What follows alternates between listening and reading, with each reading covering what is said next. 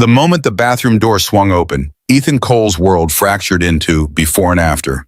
His hands still gripped the formula bottle knuckles white against the plastic, while his brain scrambled to process the impossible geometry of a stranger occupying space that should have been empty. The woman stood motionless before the cracked mirror, water dripping from dark hair that clung to shoulders too thin beneath a soaked shirt. Her reflection caught his eyes first. Hollow sockets rimmed in red skin stretched tight over cheekbones that jutted like accusations. Then she turned and recognition flickered across features he had seen somewhere, sometime in a life that felt suddenly very far away. The formula bottle hit the floor. Milk splattered across linoleum already stained by years of negligence and poverty. Ethan's throat closed around words that refused to form. His feet welded to the threshold, while his mind fired through possibilities, intruder, hallucination, ghost. The woman's lips parted, releasing a question so quiet it barely disturbed the stale air between them. "Do you remember me?" Lily's voice pierced through the paralysis, her small call for daddy echoing from the bedroom they shared. The woman's face drained of what little color remained, pupils dilating with something beyond fear. Her hands rose in a gesture of surrender or pleading, fingers trembling so violently they blurred at the edges.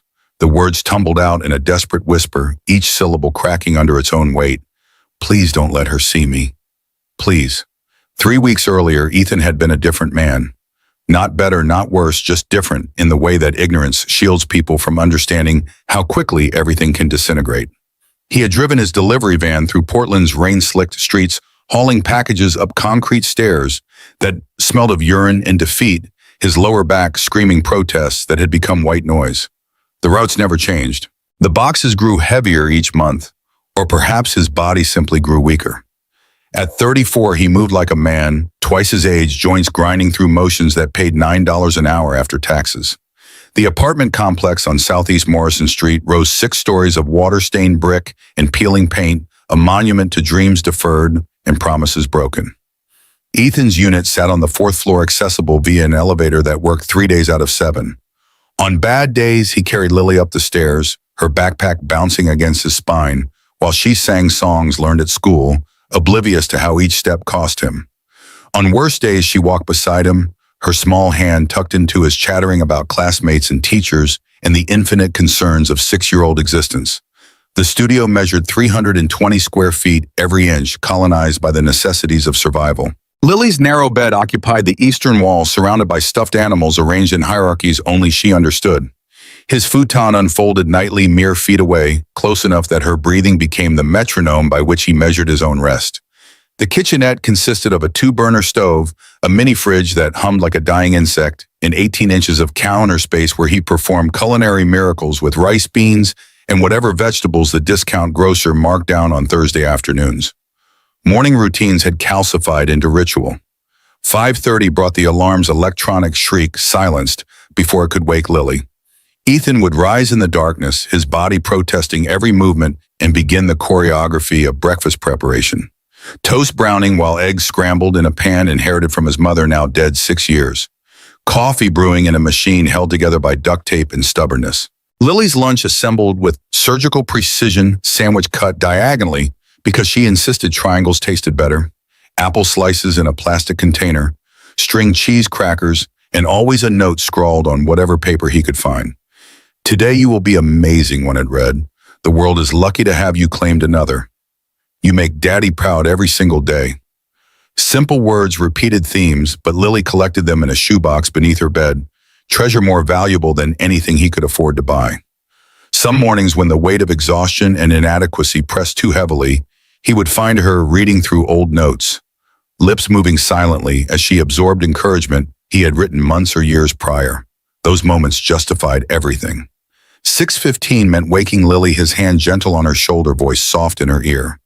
She would surface from sleep gradually, eyes fluttering open to reveal irises, the color of summer sky.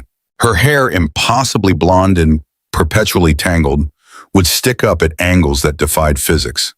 He would carry her to the bathroom, help her wash face and brush teeth, then dress her in whatever clothes the laundromat had returned clean. Breakfast together at the folding table that served every function from dining to homework station. Her questions cascaded without pause. Why is the sky blue? What happens to rain after it hits the ground? Do ants have feelings? Can we get a dog someday? Ethan answered what he could, deflected what he couldn't, and marveled at the inexhaustible curiosity contained in 42 pounds of human. 7 o'clock brought the walk to Hawthorne Elementary, 6 blocks through neighborhoods that grew incrementally safer with each street crossed. He held her hand the entire way, scanning parked cars and shadowed doorways with vigilance born from stories he heard other parents whisper. Lily skipped beside him, backpack, bouncing voice lifting in songs about animals and letters and numbers. At the school gate, she would turn to hug him, her arms barely reaching around his waist. He would crouch to her, level hands on her shoulders, and deliver the same instructions every morning. Be kind, be brave, be yourself. Then she would run toward the building, blonde hair streaming behind her, and he would watch until she disappeared through doors painted a cheerful yellow that probably looked different when your childhood wasn't shadowed by poverty. Only then would he return to the van fire, the engine that coughed, smoke the color of bad decisions, and begin the route that would occupy the next 12 hours. The packages varied. The destinations remained depressingly similar. Apartment complexes where elevator doors opened to reveal walls tagged with gang symbols. Office buildings where security guards watched him like he might steal the furniture. Suburban homes where residents emerged to collect their deliveries without meeting his eyes, as if acknowledging him might somehow transfer his failure through simple contact. He hauled boxes up driveways and stairs, knocked on doors, or left items on porches, then retreated to his van before anyone could decide he looked suspicious. Lunch happened in the van, if it happened at all. A granola bar from the dollar store, water from a jug he refilled at gas station bathrooms. Sometimes he would park near a playground and watch children swing and climb, imagining Lily among them, her laughter rising above the others.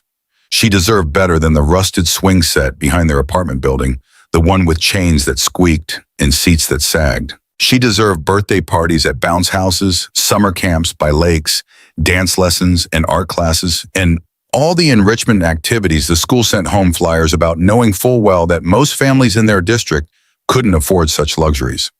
The manufacturing plant where Ethan had worked for 8 years remained visible from certain delivery stops, its smokestacks rising above the eastern industrial zone like tombstones. He had been a technician there, skilled with his hands and quick with solutions when machinery failed. The work had been hard but honest, the pay sufficient to rent a 2-bedroom apartment in a better neighborhood. He had been making plans, saving money, thinking about community college courses that might lead to engineering credentials. Then the economy had shifted in ways economists explained on news programs he couldn't afford time to watch, and the plant had closed with 48 hours notice. Severance packages went to management. Workers received cardboard boxes and security escorts to the parking lot. For 3 months, Ethan had hunted for similar positions, his resume growing dog-eared from constant updating.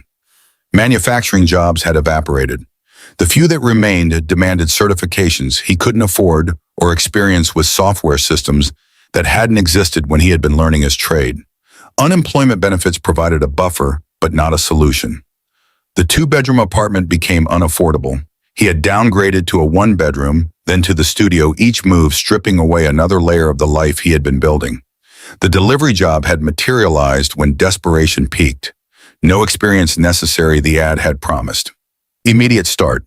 He had signed papers without reading them, carefully discovered too late that he was classified as an independent contractor, which meant no benefits, no overtime, no protection beyond what he could negotiate with his own increasing irrelevance. But it was income, and income meant keeping Lily fed and housed and enrolled in school. Everything else was negotiable. Lily's mother had left when the baby was 4 months old. Ethan had come home from a night shift to find the apartment empty, except for Lily sleeping in her crib, a note on the kitchen counter, composed of 3 sentences that rewrote his entire future. I can't do this. I'm not meant to be a mother. Don't look for me. He hadn't looked. Part of him understood that she had been drowning. That motherhood had arrived like a tsunami and swept away whoever she had been before. Part of him hated her with a fury that sometimes woke him in the night, hands clenched into fists, imagining confrontations that would never occur. Mostly he had simply adjusted. Bottles and diapers and sleepless nights, learning to burp a baby while researching childhood development on a library computer. Finding a daycare that accepted subsidized rates, then later a neighbor who watched Lily after school for cash under the table. Mrs. Chen lived 3 doors down, a widow in her 70s whose own children had scattered to distant cities. She had started watching Lily as a favor, then continued because, as she once told Ethan, the girl made the apartment feel less like a tomb. He paid her what he could, usually $80 a week, knowing it was far less than actual childcare costs, but more than her Social Security check provided in discretionary income. Mrs. Chen never complained. She would greet Lily after school with homemade cookies and Mandarin lessons, teaching her to count and recite basic phrases.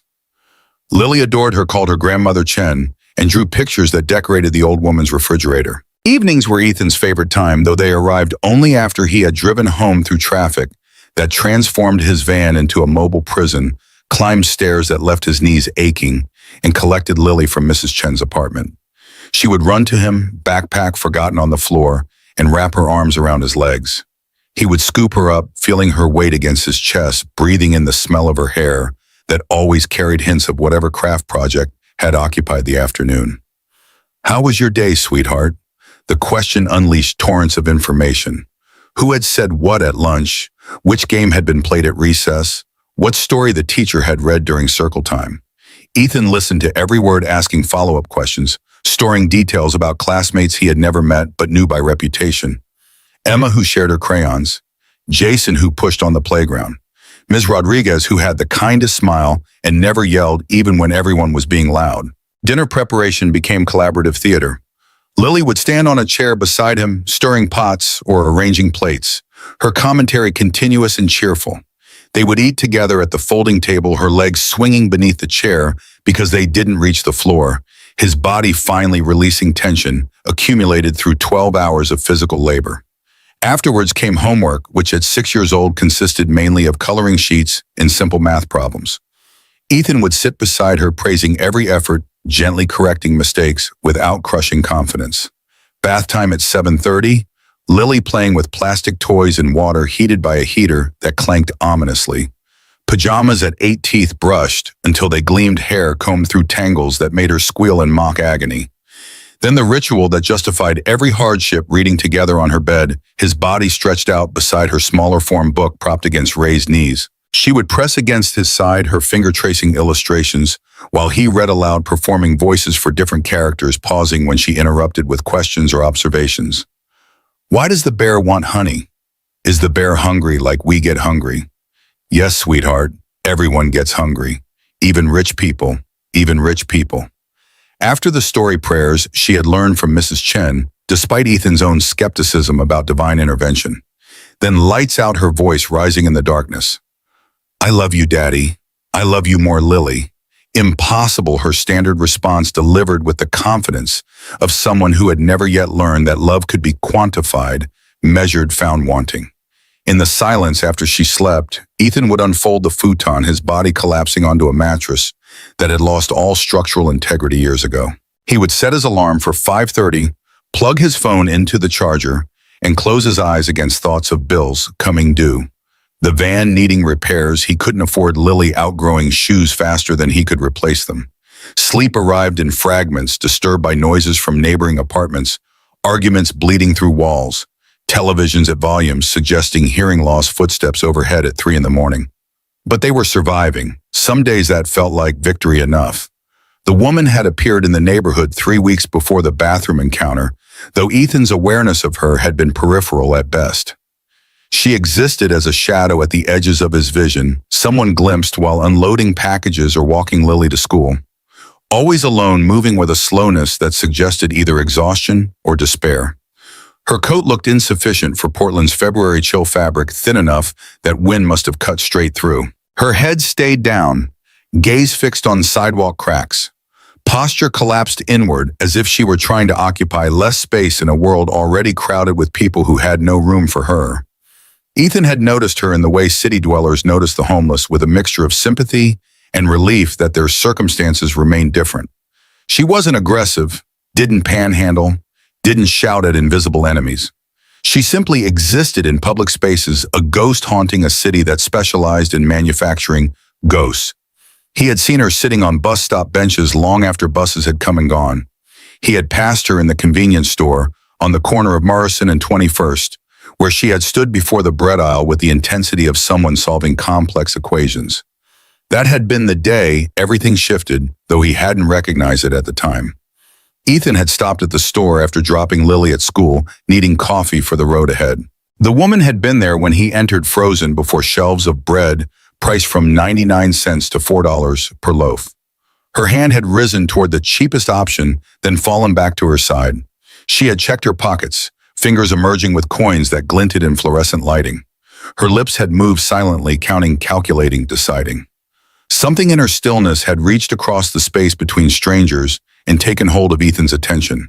He had watched her choose a granola bar from an adjacent shelf, one of the generic ones that tasted like sawdust, compressed into edible form. She had carried it to the counter with the coins clutched in her palm, her eyes not quite meeting the cashier's face. The transaction had cost $1.06. She had been short by 19 cents. The cashier, a teenager with acne constellations across both cheeks and the dead eyes of someone working over night shifts, had stared at her with the patience of stone. "You're short." "I know, I'm sorry. Just the granola bar then." "That's $1.06. You don't have $1.06. The woman's hand had returned to her pocket, searching for coins that didn't exist. Her other hand had clutched the counter-edged knuckles white with the effort of remaining upright. Ethan had seen her throat work, swallowing what might have been tears or words, or simply the acknowledgement of how completely she had fallen through the cracks of society's safety net. He had stepped forward, without conscious decision, his body acting before his brain could construct reasons why getting involved was a bad idea. His hand had emerged from his jacket with a sandwich, already made turkey and cheese from the deli section, plus a bottle of water. He had set both on the counter beside her granola bar, then added a $5 bill. "Ring these up together." The woman had turned to stare at him, her eyes widening with something between disbelief and suspicion. Ethan had offered a smile he hoped looked kind rather than pitying, though he suspected the distinction was invisible to someone whose circumstances had stripped away the luxury of distinguishing between the two. Everyone has bad days. Things will get better. He had paid before she could protest, collected his own coffee, and left the store while her mouth was still forming objections, or thanks, or questions. The interaction had consumed maybe 90 seconds of his life. He had forgotten about it by the time he started the van's engine, his mind already shifting to the day's route and the packages that needed delivering. But she had remembered. Now standing in his bathroom with water pooling around her bare feet and terror painting her features in shades of gray, her words tumbled out in a confession that explained nothing and everything simultaneously. "You gave me a sandwich 3 weeks ago. You told me things would get better." Ethan's memory lurched back to the convenience store, the woman with coins in her pocket, the teenager behind the counter. His eyes traced the face before him, now searching for familiarity beneath layers of exhaustion and fear. Recognition arrived slowly, like developing film in a darkroom, shadows resolving into shapes that matched his recollection. "I remember." The admission seemed to break something inside her. Her shoulders began to shake, tremors starting small, then building until her entire frame shuddered with suppressed sobs. She pressed one hand to her mouth, trying to contain sounds that leaked out anyway, raw and animal. Lily called again from the bedroom, her voice carrying notes of concern that a 6-year-old shouldn't have to feel. The woman's eyes went wide, panic replacing despair. She took a step backward, spine hitting the wall, hands rising in that same gesture of surrender. "Please, don't let her see me like this. I'm sorry. I know I shouldn't be here. I was so cold, the door wasn't locked. I only wanted to get warm for a few minutes." Each sentence fragmented under the weight of emotions too large for language to carry. Ethan found himself caught between competing instincts: protect Lily from whatever chaos this woman represented, or extend compassion to someone whose desperation had driven her to break into his home. His hands still gripped the door frame, keeping the distance between them measured in careful feet. "How did you get in the back door?" "The one by the dumpsters." "It was stuck but not locked." "I pushed and it opened. I only wanted to use the bathroom. To wash. To be somewhere warm. I wasn't going to steal anything. I swear." Her voice cracked on the last words, splitting into harmonics of shame and defiance. Ethan's eyes swept the small bathroom, searching for evidence that might contradict her claims. The medicine cabinet hung open, revealing the sparse collection of generic pain relievers and Lily's bubblegum-flavored toothpaste. Nothing appeared disturbed beyond the woman's presence itself. Lily's voice rose again, more insistent now. "Daddy, where are you? I need you." The woman's face crumpled. Tears spilled over lashes that looked too fragile to contain them, tracking through dirt or makeup or simply the accumulated grime of living rough. She slid down the wall until she sat on the closed toilet lid, her hands covering her face, shoulders heaving with silent sobs. Ethan felt his anger deflating like a punctured tire air or escaping in a long hiss that left only exhaustion in its wake. He looked at her, really looked, and saw someone who had reached the bottom of a fall so long and steep that gravity itself had lost meaning. Her clothes hung on a frame that suggested weeks without adequate food. Her skin bore that particular grayness that came from sleeping in places without heat. Her hair, still damp from whatever washing she had managed, showed patches where tangles had been cut out rather than combed through. "Wait here." He spoke quietly, more command than request, and pulled the door partially closed. His feet carried him to the bedroom where Lily sat cross-legged on her bed, her favorite stuffed bear clutched to her chest. Her expression mixed confusion with the beginnings of fear, eyes too wide for her small face. "Who's in the bathroom, Daddy?" His mind raced through possible explanations, discarding lies as quickly as they formed. Lily had inherited his inability to maintain deception, could sense dishonesty the way animals sense coming storms. He knelt beside her bed, hands gentle on her knees. "A woman who needs help, sweetheart. She's very scared and very sad. Daddy needs a few minutes to talk with her. Can you stay here and be patient? Is she a stranger?" "Yes." "Did she break in?" The bluntness of the question caught him off guard. Lily watched him with an intensity that reminded him she absorbed far more than he sometimes credited. He chose his words carefully, aware that whatever he said next would shape how she understood the situation. She came in through a door that wasn't locked properly. She didn't know anyone was home. She just needed somewhere warm. "Are you mad at her? I don't know yet. I'm trying to understand what happened." Lily processed this information with the seriousness of a judge reviewing evidence. Her grip on the bear tightened, small fingers disappearing into synthetic fur. Then she nodded, her blonde hair bouncing with the motion. "Okay, but Daddy, if she's sad and scared, maybe she needs a hug.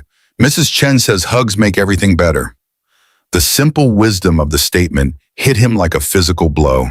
He pulled Lily close, kissing the top of her head, breathing in the scent of the strawberry shampoo he bought 4 bottles at a time when the dollar store had them on sale.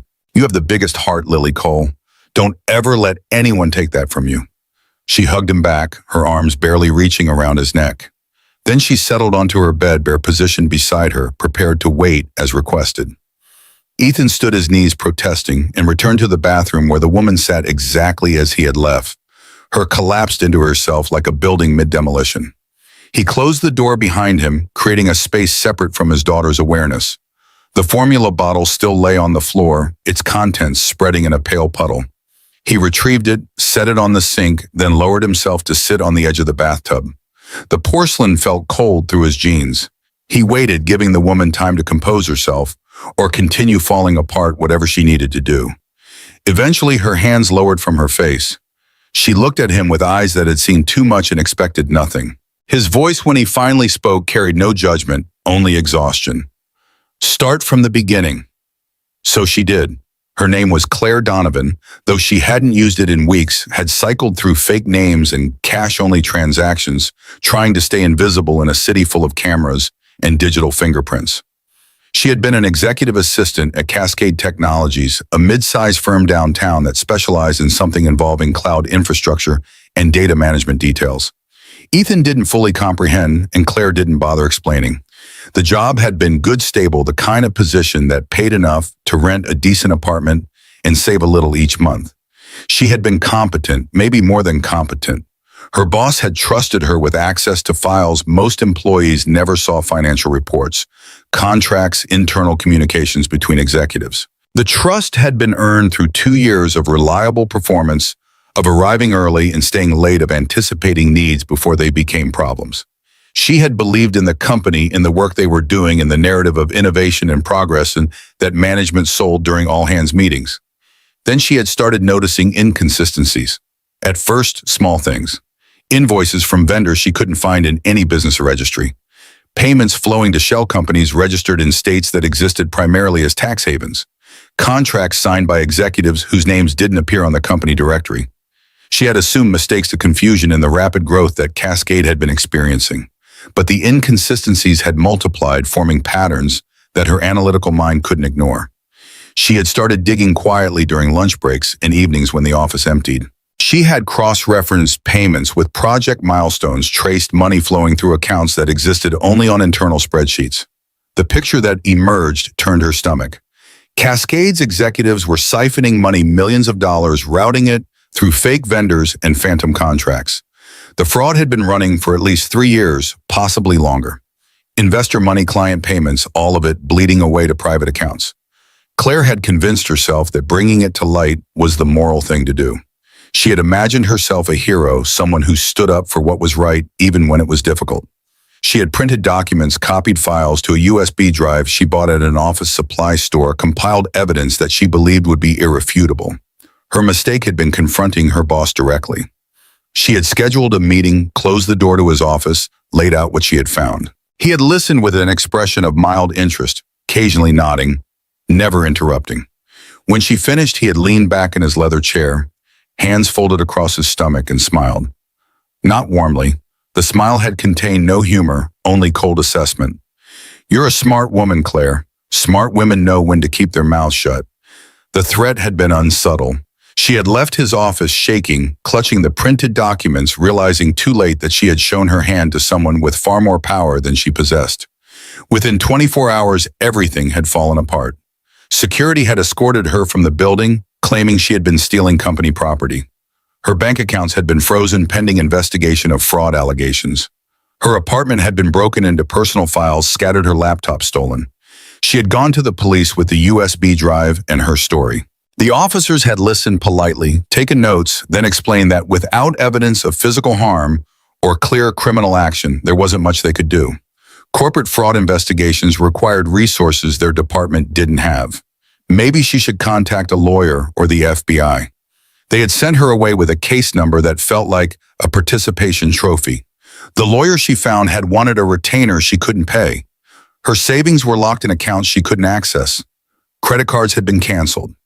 Her phone service had been disconnected for non-payment. Within a week, she had become functionally invisible, erased from the systems that defined existence in modern society. The eviction had come next. Her landlord had claimed missed rent payments, though Claire insisted she had always paid on time. Didn't matter. The legal system moved faster when someone with money wanted you gone. Her belongings had appeared in the hallway. Locks changed her pleas for time, falling on ears that had heard too many sob stories to distinguish between legitimate and fabricated hardship. She had tried staying with friends, but friends had proven scarce when circumstances turned dire. College acquaintances made excuses. Co-workers didn't return calls. The few who did had listened to her story with increasing skepticism, as if paranoia were contagious, and they feared catching it through simple proximity. Eventually, she had stopped asking. Her car had been stolen or repossessed, she wasn't entirely sure which, from a parking lot where she had been sleeping. Everything of value had vanished with it. Clothes, documents, the last $200 she had managed to withdraw before the accounts froze. She had been left with the coat she wore, a backpack containing the USB drive, and a few toiletries, in the growing certainty that she had miscalculated how quickly the powerful could destroy someone weak. The shelters had been full, waiting lists stretched weeks into the future. She had slept in bus stations, public libraries, fast food restaurants, where she could nurse a small coffee for hours. Security guards had routed her from most places, eventually their instructions polite but firm. "Can't loiter here, ma'am. Move along." She had started washing in public bathrooms, changing clothes when possible, trying to maintain some veneer of normalcy. But dirt accumulated faster than she could clean it away. Her appearance deteriorated, crossing thresholds that transformed her from temporarily displaced to permanently homeless in the eyes of those who bothered to look. The sandwich at the convenience store had been the first kindness anyone had shown her in weeks. She had carried the wrapper in her pocket afterward, a talisman proving that compassion still existed somewhere in the world.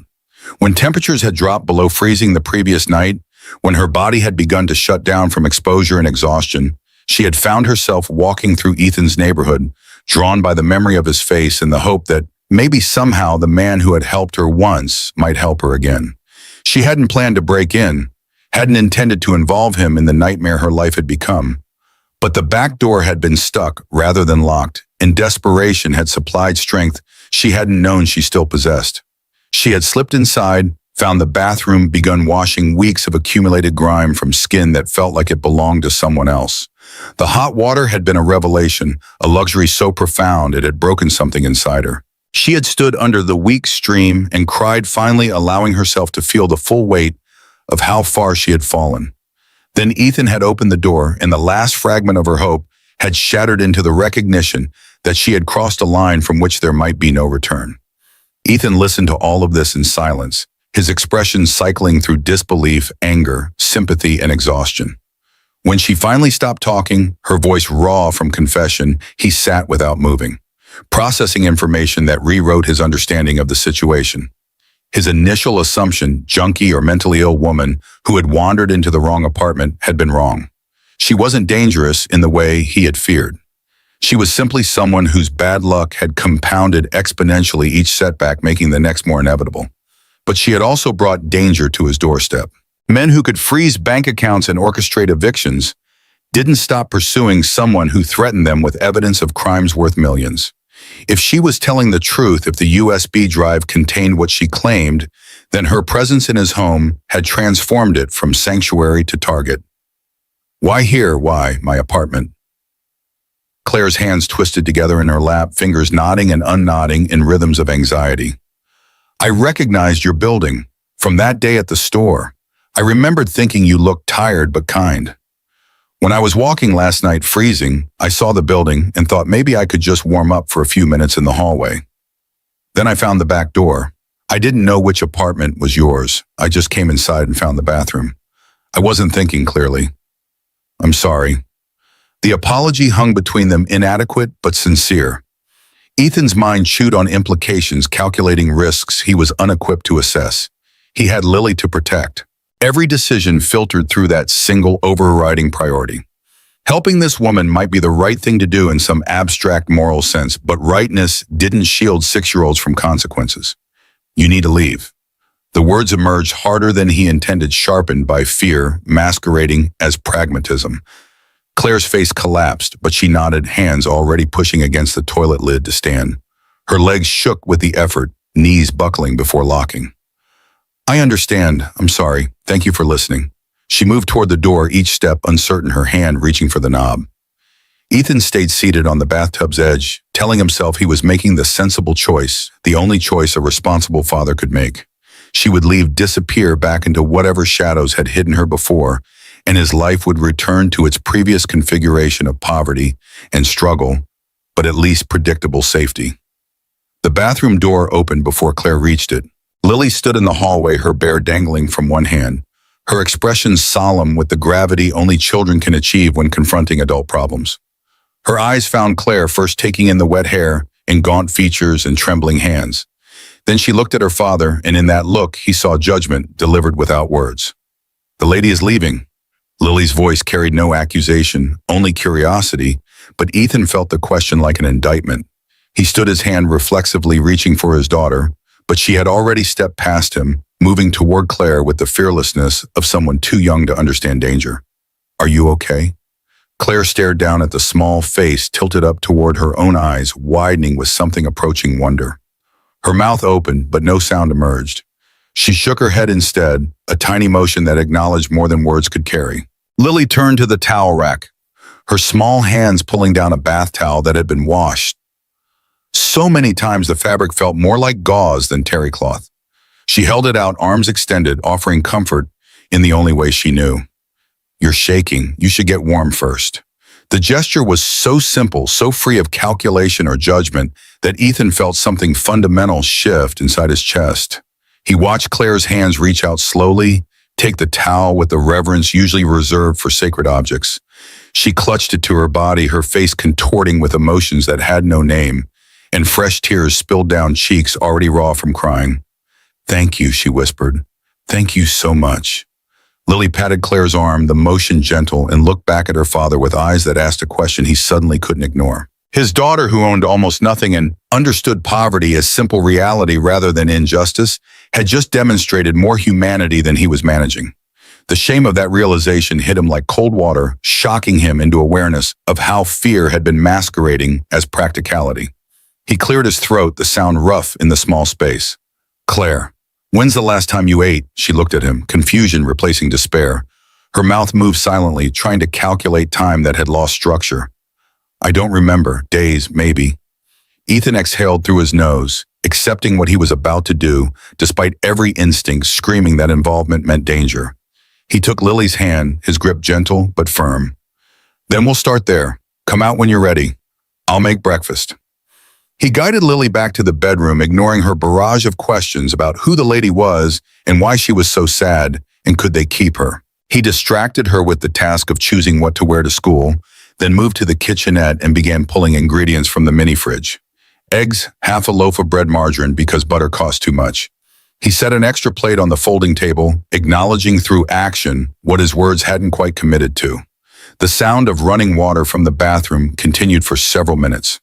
When it finally stopped, silence stretched until Ethan wondered if Claire had somehow escaped through a window too small for any adult to fit through. Then the door opened, releasing steam into cooler air, and Claire emerged. She looked marginally more human, face clean and hair somewhat less chaotic. But she also looked more vulnerable, the grime having provided a kind of armor that its absence revealed. She stood in the doorway, uncertain hands still clutching the towel Lily had given her. "Sit, please." Ethan gestured to the chair he had set with the extra plate. Claire moved carefully, as if sudden movements might cause the floor to collapse, and lowered herself onto the seat. Lily emerged from the bedroom dressed in jeans and a purple sweater with a cartoon character whose name Ethan could never remember. She climbed onto her own chair, swinging her legs, studying their unexpected guest with open curiosity. "Are you homeless?" Lily's question cut through any pretense of polite conversation. Ethan froze in the motion of cracking eggs into the pan, his mind racing for a way to redirect without lying. Claire beat him to a response, her voice quiet but steady. "Yes, I am." "That's sad. Do you have a family?" "Not really, not anymore. We're Daddy's family. Just us two. But Mrs. Chen says family isn't just blood. It's people who care about you." Claire's eyes found Ethan's across the small kitchen. Something passed between them, an acknowledgement of the strange territory they had entered together, bound by a sandwich given 3 weeks ago, and a child's uncomplicated compassion. He returned his attention to the eggs, scrambling them with focus that allowed him to avoid examining too closely what he was feeling. Breakfast assembled itself through practiced efficiency. Toast browned eggs divided onto 3 plates, margarine spread thin because the container was nearly empty. Ethan brought everything to the table, setting Claire's portion before her with careful neutrality. She stared at the food like it might be an illusion, her hand rising toward the fork, then hesitating. "It's okay," Lily said, already shoveling eggs into her mouth with the enthusiasm unique to children and golden retrievers. "We have enough." Claire picked up the fork with trembling fingers and took a small bite. Her eyes closed, face transforming as flavor and warmth registered. She chewed slowly, making the food last, then took another bite and another, accelerating as hunger overrode whatever shame had been keeping her from eating quickly. Ethan watched peripherally while pretending focus on his own plate, noting how her ribs showed through the shirt, how her collarbones jutted like scaffolding. They ate in silence, punctuated only by Lily's chatter about school and friends, and a project involving cotton balls and construction paper that she was very excited about. Claire listened, nodding at appropriate moments, occasionally smiling at something Lily said. The normalcy of it felt surreal, as if they were actors performing a scene without quite understanding their roles. When plates were empty, Lily carried hers to the sink with the pride of someone executing an important task. She returned to stand beside Claire's chair, head tilted in examination. "Are you going to stay?" The question hung in air, thick with implications. Ethan opened his mouth to provide an answer that was his to give, but Claire spoke first. "I don't know. That's up to your daddy." All eyes turned to him. Ethan felt the weight of the moment, understanding that whatever he said next would set their trajectory. He could still send her away, could choose safety over compassion, could prioritize his daughter's protection above all else. That was what responsible fathers did. That was what survival in their circumstances demanded. But Lily was watching him with those enormous blue eyes, waiting to see what kind of man her father would choose to be. And Claire was waiting with the resignation of someone who had learned to expect rejection, who had already begun the psychological process of returning to cold streets and public bathrooms. Ethan thought about the sandwich he had bought without hesitation, the way he had handed it to a stranger and told her things would get better. He thought about Lily's towel offered with the same unthinking kindness. He thought about his own mother, dead 6 years now, who had always said that character was defined by how you treated people who could offer you nothing in return. You can stay for a little while, just until we figure out what to do. The words emerged quieter than he intended, but their impact was loud. Claire's hands flew to her face, covering a sob that escaped anyway. Lily clapped her enthusiasm, uncomplicated by the logistics that were already crowding Ethan's mind. He held up a hand, forestalling celebrations. But we need rules. I have to go to work. You'll stay here with the door locked. You don't answer if anyone knocks. You don't go near the windows. And tonight when I get back, you tell me everything. No more half-truths. Everything.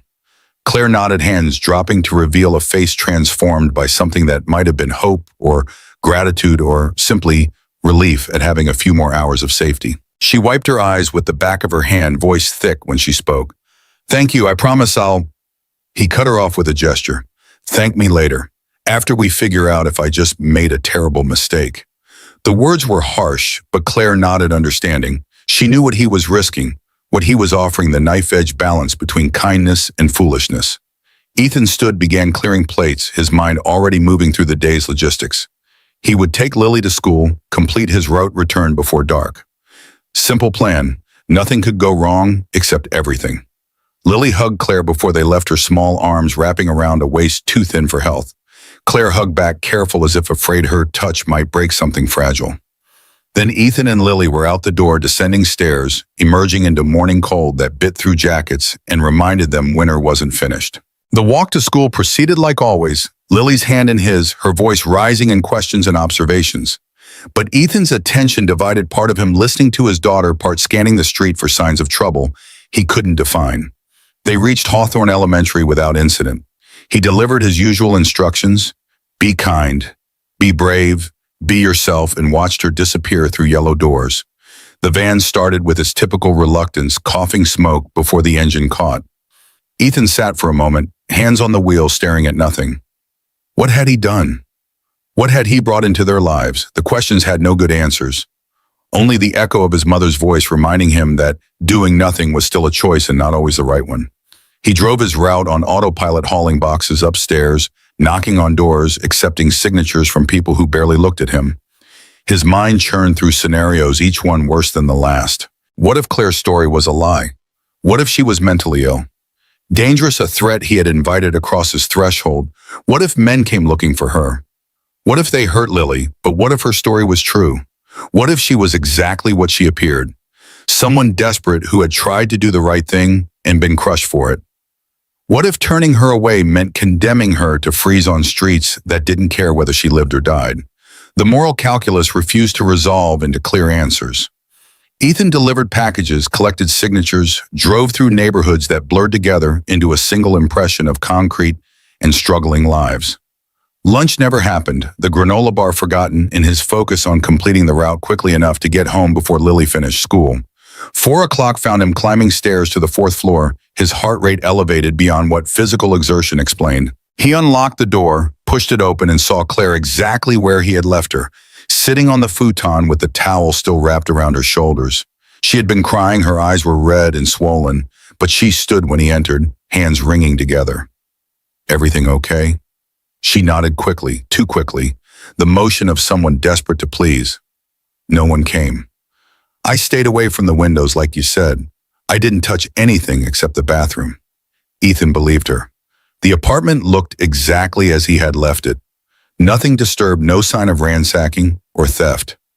Relief flooded through him, followed immediately by the recognition that one day of nothing happening meant very little about tomorrow or the day after.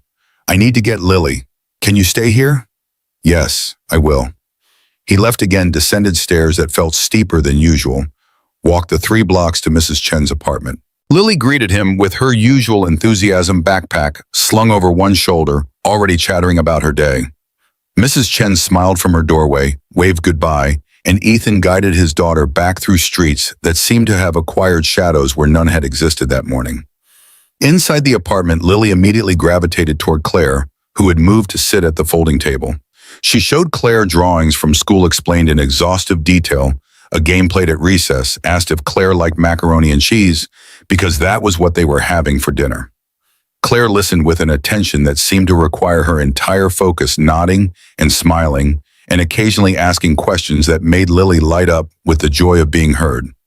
Ethan prepared dinner, his hands moving through familiar motions while his mind remained elsewhere. The domestic scene should have felt comforting. Instead, it felt like a setup, the calm before storms that arrived without warning. He kept glancing at the door, expecting knocks that never came. They ate together, 3 people around a table meant for 2 knees bumping elbows, crowding. Lily dominated conversation, her voice filling spaces that might otherwise have been occupied by tension. After dinner came homework, bath time pajamas, the bedtime story that tonight felt like a luxury they couldn't afford, but Ethan provided anyway because Lily's routine was sacred. When his daughter finally slept breath, evening into the rhythm of dreams, Ethan returned to the main room where Claire waited on the futon, hands folded in her lap, posture suggesting someone prepared for judgment. He sat in the chair across from her, the folding table between them like a negotiating surface. Now tell me everything, starting with exactly what's on that USB drive. Claire reached into her coat pocket, the one she hadn't taken off despite the apartment's warmth. Her hand emerged holding a small flash drive, black and unremarkable, the kind sold in packs of 10 at office supply stores. She set it on the table between them, and Ethan stared at it, this tiny object that supposedly contained evidence of crimes worth millions. She talked for over an hour, her voice low enough not to wake Lily, explaining in detail what she had found at Cascade Technologies. She described shell companies registered to addresses that were actually UPS stores. She outlined payment flows that started with legitimate invoices but terminated in offshore accounts. She named executives Marcus Webb, the CFO, Jennifer Santos, VP of Operations, her own boss, David Klein, Senior Director of Finance, and detailed their roles in the fraud. The scheme had been elegant in its simplicity. Cascade Technologies had been growing rapidly, attracting investor money and client contracts. The executives had created fake vendors companies that existed only on paper and authorized payments for services never rendered. The amounts had been carefully calibrated to stay beneath thresholds that triggered automatic audits. A few thousand here, 10,000 there, dispersed across dozens of fake companies and hundreds of transactions. Over 3 years, they had siphoned nearly $8 million. Claire had documented everything, emails discussing the scheme in language barely coded, financial spreadsheets showing discrepancies between reported and actual expenses, contracts signed with digital signatures that forensic analysis would prove were forged. She had also recorded meetings using her phone positioned in her purse, capturing conversations where executives discussed how to launder money through cryptocurrency exchanges and real estate purchases. The evidence was comprehensive, damning exactly the kind that could dismantle an entire organization and send multiple people to prison for years. Why didn't you just mail it anonymously to the SEC or FBI? Ethan's question was reasonable. Claire's answer revealed the complexity beneath surface logic. I tried. I sent an anonymous email to the FBI's tips line. Never heard back. I think they get thousands of tips and most are garbage. Without someone willing to testify, without a person they can question and verify it as just another digital file that might be fake or altered. So you need to be the whistleblower in person. Yes, but I can't walk into an FBI office now. My name is on police reports as a fraud suspect. If I show up claiming my former employer framed me, they'll think I'm making excuses. I need someone they'll take seriously, someone with credibility. I don't know who that is. The hopelessness in her voice was total, the sound of someone who had exhausted every option and found them all locked. Ethan picked up the USB drive, turning it over in his fingers, feeling its weight negligible in physical terms on crushing an implication. I know someone. Maybe. Claire's head snapped up, eyes widening. The words had emerged before Ethan fully processed the decision to speak them. But now committed, he continued. Guy I used to work with at the plant. Rick something. He left to become a cop. Portland PD. We weren't close, but we were friendly. If I called him, explained the situation, maybe he could help, or at least point us to someone who could. The risk inherent in that statement was obvious. Calling Rick meant involving another person, expanding the circle of those who knew about Claire and the evidence she carried. It meant trusting someone Ethan hadn't spoken to in 2 years. It meant taking action that couldn't be undone. But what was the alternative? Let Claire remain hidden in his apartment indefinitely while men who had already demonstrated ruthlessness searched for her hope. The problem solved itself through some mechanism he couldn't imagine. Claire was staring at him with an expression that mixed hope and terror, the combination producing something almost painful to witness. You would do that? Contact your friend. I don't know if he's still my friend. But yeah, I would. Why? The question was simple. The answer was not. Ethan thought about the sandwich again, about Lily's towel, about his mother's voice in his head talking about character. He thought about who he wanted to be versus who circumstances were making him become. He thought about the gap between those two versions of himself and whether closing it was even possible. Because someone should. And right now, I'm someone. The statement was barely an explanation, more a placeholder for thoughts too complex to articulate. But Claire nodded as if he had spoken volumes, her eyes filling with tears that didn't fall, her hands clutching the towel Lily had given her hours ago. They sat in silence after that, the apartment settling around them with the creaks and mice of old buildings full of old problems. Somewhere above, footsteps tracked across ceiling. Somewhere below, a television murmured through floorboards. Outside, the city continued its indifferent rotation, caring nothing for the small drama unfolding in 320 square feet of rented space. Ethan eventually stood, exhaustion pulling at bones that felt older than his 34 years. He gestured toward Lily's bed. You can sleep there tonight. I'll take the futon. Tomorrow we figure out next steps. I can't take her bed. You can and you will. Lily will sleep with me for one night. She'll think it's an adventure. Claire looked like she wanted to argue but lacked the energy. She moved toward the bed, each step heavy with the accumulated weariness of weeks without rest. She sat on the edge, then lay down fully clothed, her body curling into a position that suggested someone who had forgotten how to feel safe. Within minutes, her breathing evened into sleep. Ethan watched her for a moment, this stranger who had become his responsibility, through a chain of decisions that seemed inevitable in retrospect. Then he unfolded the futon, collected Lily from her bed, with movements careful enough not to wake her, and settled them both onto the makeshift surface. His daughter mumbled something unintelligible, then pressed against his side, seeking warmth and sleep. He stared at the ceiling, tracking cracks that mapped the building's slow decay, and wondered if he had just saved someone or doomed them all. Morning arrived with the alarm's electronic scream. Ethan silenced it before it could wake Lily, extracted himself from her sleeping form, and began the day's routine with adjustments.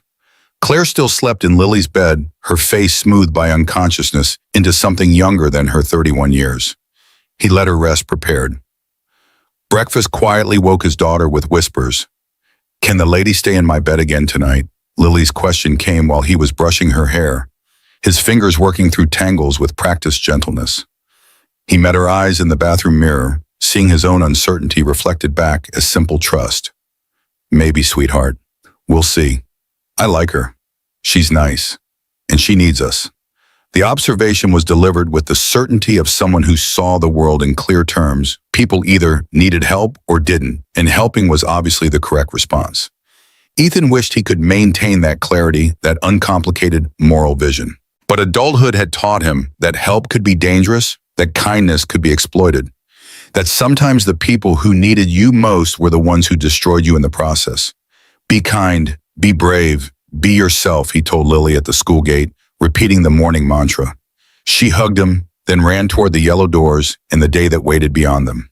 Ethan watched until she disappeared, then returned to the apartment where Claire was awake, sitting at the table, her hands wrapped around a mug of water, heated in the microwave, because they didn't have tea or coffee to offer her. I'll call my friend, Rick. Tonight after I get Lily from school. For now, you do what you did yesterday. Stay inside. Stay away from windows. Stay quiet. Claire nodded, her gratitude visible in the set of her shoulders, the way her fingers tightened on the mug. Ethan left for work, descended stairs, climbed into the van, and began the route that would consume his day. The hours passed in their usual blur. Packages delivered, signatures collected, miles accumulated on a vehicle that protested with sounds that suggested imminent mechanical failure. Ethan's mind remained divided, part focused on work, part running through conversations with Rick that hadn't happened yet, imagining responses, preparing arguments, trying to construct a narrative that wouldn't sound insane. Around noon, while stopped at a red light, his phone buzzed with a text from an unknown number. He checked it during a break, sitting in the van outside a warehouse, and felt his stomach drop. Saw someone asking questions about a woman in your building. Be careful. The message was unsigned. The area code was local. Ethan stared at the screen, reading the words multiple times, trying to extract more information than they contained. Someone asking questions about a woman in his building. His hands were shaking when he forwarded the text to his own email, then deleted it from his phone, as if that would somehow make the information less real. Someone was looking. Someone new. The sanctuary of his apartment had already been breached in ways beyond Claire's entry through an unlocked door. He considered calling the police, dismissed the idea immediately. What would he say? A stranger sent an anonymous text suggesting vague threats. They would do nothing, or worse, they would investigate and discover Claire, and then the situation would spiral beyond any hope of control. Instead, he called Mrs. Chen. If anyone comes asking about me or Lily, you don't know anything. Can you do that? The old woman's silence stretched long enough that Ethan thought the connection had failed. Then her voice came through, careful and weighted with concern. What kind of trouble, Ethan? Not mine, someone else's, but I need to keep Lily safe. Always, Mrs. Chen said, always safe. He thanked her, hung up, and sat in the van while his heart rate slowly returned to something approaching normal. Someone was looking. The clock was running faster than he had anticipated. Whatever he was going to do, it needed to happen soon. The rest of his route blurred together, marked only by increasing anxiety that made his hands clumsy and his thoughts scattered. He missed a delivery, had to double back, wasted 30 minutes that felt like theft, from time he couldn't afford to lose. When 4 o'clock finally arrived, he abandoned the van outside his building and took stairs 2 at a time, his lungs burning. Claire was exactly where he had left her, but her face told him she knew something had changed. He showed her the text, watched her skin go gray as she read. Her hand rose to her mouth, trembling. They found me. Not yet, but they're looking. We need to move faster. He collected Lily from Mrs. Chen, the old woman's eyes, asking questions her mouth didn't, and returned to the apartment where tension had become a physical presence thick enough to choke. Dinner was silent except for Lily's chatter, which even she seemed to sense was filling space usually occupied by adult concerns. After she went to bed, Ethan pulled out his phone and scrolled through contacts until he found Rick's number, saved from 2 years ago when they had worked together. His thumb hovered over the call button. Once he pressed it, there would be no taking back the decision. He would have committed himself, committed Lily to whatever came next. He looked at Claire, who watched him with eyes that had learned to expect nothing but still held fragments of hope. He pressed call. The phone rang 3 times before a familiar voice answered, slightly deeper than memory suggested, but still recognizably Rick. Ethan Cole. Wow, long time, man. What's going on? Taking a breath that felt like the last one before diving into water of unknown depth, Ethan began to explain. He talked for 15 minutes, laying out Claire's story, the evidence on the USB drive, the danger that had arrived at his doorstep. Rick listened without interrupting, occasionally making sounds that suggested he was taking notes. When Ethan finished, silence stretched long enough to become uncomfortable. Then Rick's voice returned, careful and measured. This is heavy, Ethan. Corporate fraud, frozen accounts, people chasing her. This isn't something I can just handle. I'm patrol, not white-collar crime. But I know someone. FBI agent specializes in financial crimes. I could reach out, see if she's interested. The word FBI sent electricity through Ethan's nervous system. Federal involvement meant escalation, meant resources beyond local police capabilities, but it also meant exposure, official records, the kind of attention that could go wrong in ways he couldn't predict. How long would that take, Rick? Exhaled static crackling through the speaker. I'll make calls tonight. Tomorrow morning at the latest. Can you sit tight until then? Not much choice, Ethan. Listen, if what she's saying is true, these people won't stop. You need to be smart. Keep her out of sight. Don't tell anyone else. And if you see anything suspicious, call 911 immediately. Don't try to be a hero. The advice was sensible. Ethan wondered if he had already violated the hero clause by letting Claire into his home in the first place. They exchanged a few more words, establishing a plan for Rick to call back after contacting the FBI agent, then hung up. Claire had been listening, her face cycling through emotions as the conversation progressed. When Ethan set the phone down, she looked at him with an expression he couldn't quite name. "Thank you for believing me, for helping me." He didn't respond immediately, his eyes drifting toward the bedroom where Lily slept, trusting him to keep her safe, believing that her father made good decisions. The weight of that trust felt crushing. He hoped he deserved it. He feared he didn't. "Just so we're clear, if anything happens to my daughter because of this, I will never forgive myself, or you." The words were harsh, deliberately, so establishing boundaries that needed to exist. Claire nodded, accepting the condition without protest. She understood what he was risking, what he stood to lose. Her presence in his home was a debt she could never fully repay, no matter how the situation resolved. They sat together in the dimness of the apartment, two people who had been strangers days ago, now bound by circumstances neither had chosen. Outside, Portland's night sounds filtered through walls too thin to provide real privacy. Somewhere nearby, a siren wailed. Somewhere farther, music played too loud. The city continued its indifferent rotation, and Ethan wondered if the morning would bring solutions or catastrophes. He thought about calling Rick back, insisting on faster action. He thought about driving Claire to a police station himself, demanding protection. He thought about packing bags and running, taking Lily somewhere far away, where corporate fraud and dangerous men couldn't reach them. But he did none of those things. He simply sat in his apartment with a woman he barely knew, waiting for a phone call that might change everything, hoping he had made the right choice, knowing he wouldn't know until it was too late to change his mind. Above them, footsteps crossed a ceiling. Below them, a television murmured. And in the bedroom, Lily slept, dreaming, whatever six-year-olds dream, her stuffed bear tucked against her chest, her faith in her father absolute and unexamined. That faith, Ethan thought, might be the most terrifying thing of all. Morning came without answers. Rick didn't call.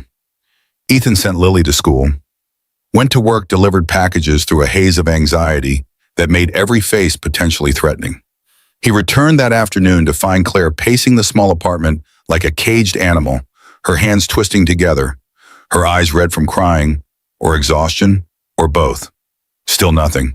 Her voice cracked on the words. Ethan shook his head, pulling out his phone to check for messages he knew weren't there. The silence felt like verdict, though, of what he couldn't say. Then Lily's voice cut through the tension from the bedroom. "Daddy, there's a man outside, in a black car. He's just sitting there, looking at our building." The words transformed everything. Ethan moved to the window, keeping to the side, peering out from an angle. 4 stories down, a black sedan sat at the curb, engine running, exhaust visible in the afternoon cold. A figure occupied the driver's seat, indistinct, but clearly watching the building's entrance. Claire had gone pale, her hand pressed to her chest like she was physically holding her heart inside her body. Her voice emerged as a whisper. "They found me." "We don't know," that Ethan said, but the protest sounded hollow even to himself.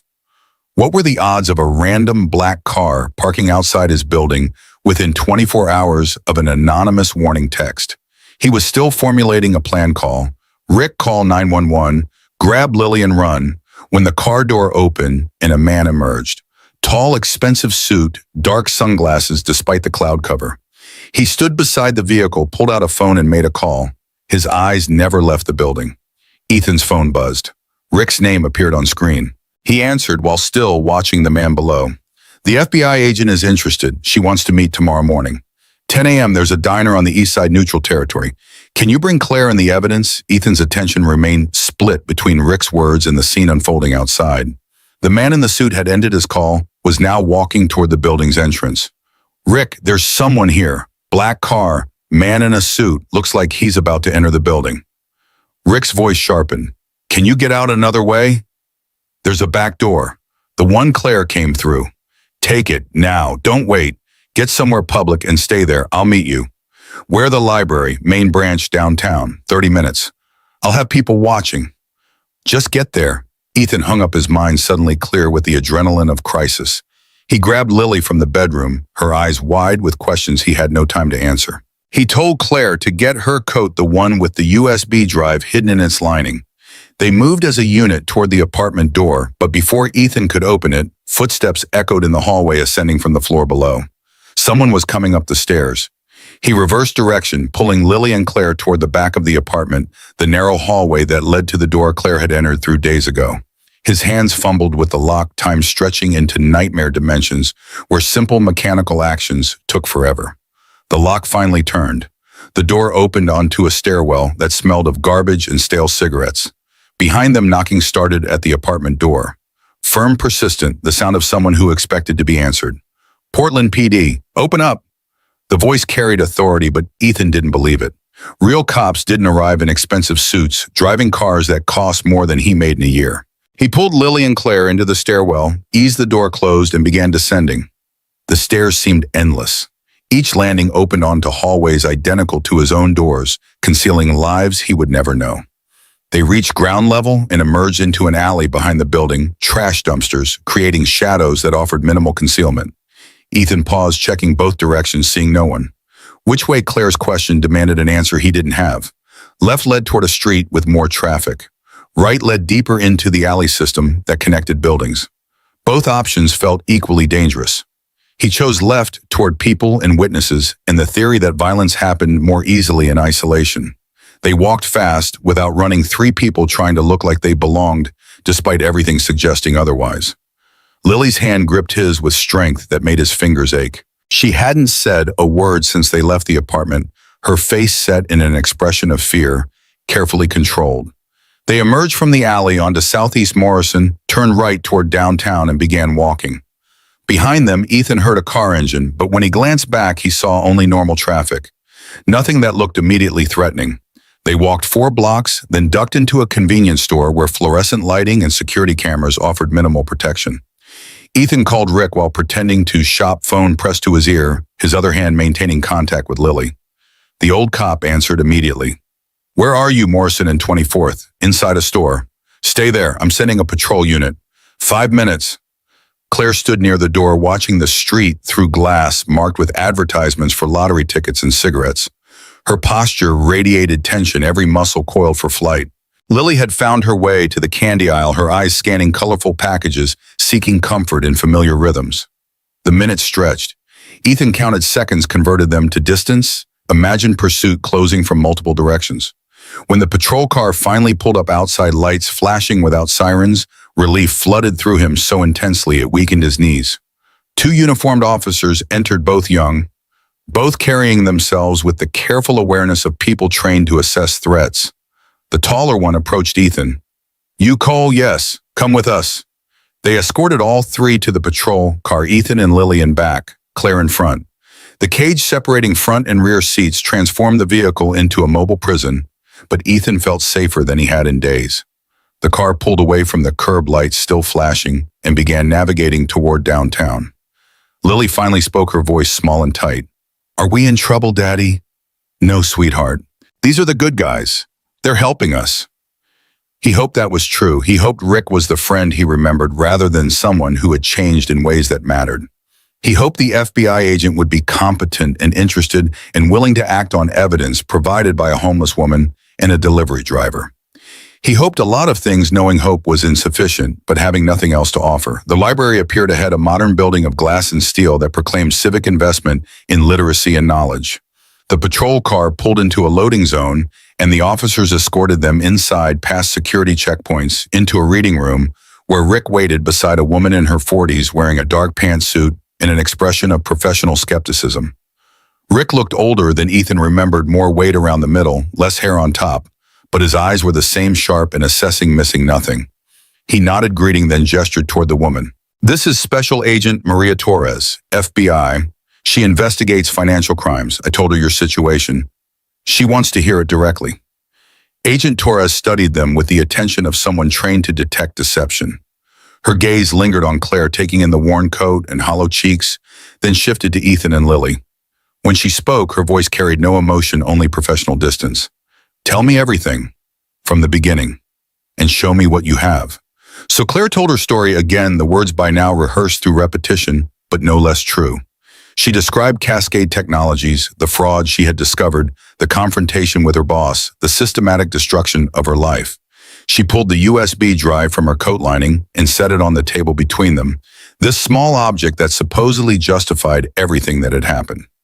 Agent Torres picked up the drive, turned it over in her fingers, then pulled a laptop from her bag and plugged it in. She opened files, her eyes scanning contents too quickly for Ethan to follow. Minutes passed in silence, broken only by the library's ambient sounds, whispered conversations turning pages, the hum of ventilation systems. Finally, Agent Torres sat back, her expression shifting from skepticism to something approaching interest. This is substantial. If it's genuine, we're looking at multiple federal charges. Wire fraud, money laundering, possibly RICO violations. But I'll need to verify authenticity.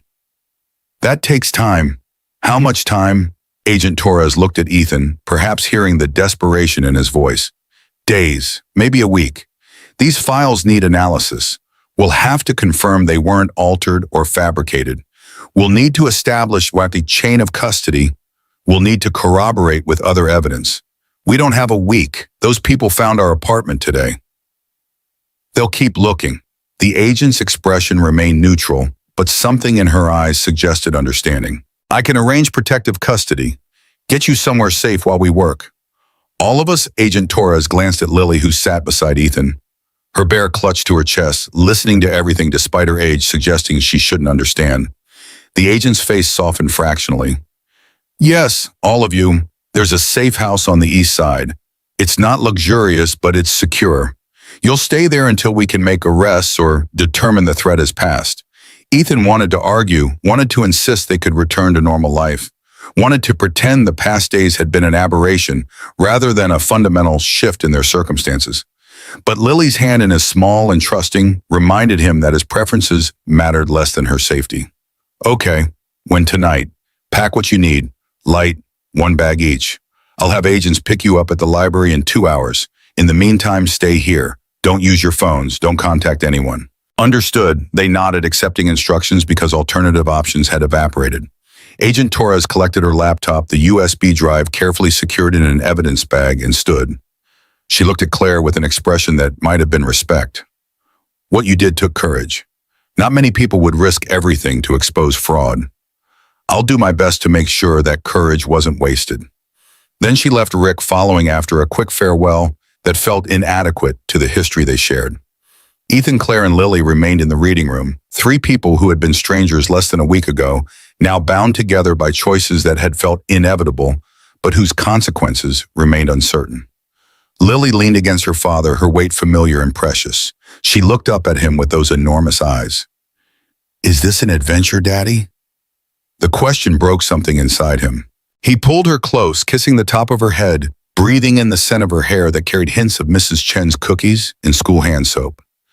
Yes, sweetheart, the biggest adventure we've ever had. Will it have a happy ending? The best adventures do. He hoped that wasn't a lie. He hoped Agent Torres would find evidence she needed, would move quickly enough to outpace the people hunting Claire. He hoped the safe house would be safe. He hoped returning to their apartment afterward would be possible, though increasingly that seemed unlikely. But mostly he hoped his daughter would forgive him someday for the choices he had made, for the danger he had accepted into their lives, for prioritizing compassion over caution. He hoped she would understand that sometimes doing the right thing looked exactly like doing the wrong thing, and that distinguishing between them required faith in outcomes that remained perpetually uncertain. They sat together in the library while time passed and other people browsed books and the city continued its indifferent rotation. When 2 hours had elapsed, federal agents arrived in an unmarked vehicle, and Ethan Cole loaded his daughter and their unexpected guest into back seats that smelled of coffee and bureaucracy. The van drove east, leaving behind the apartment that had been home to school where Lily learned the streets Ethan knew by heart. He watched through the window as familiar landmarks disappeared, replaced by neighborhoods he had only driven through while delivering packages. Lily slept against his shoulder, exhausted by stress her age shouldn't have to manage.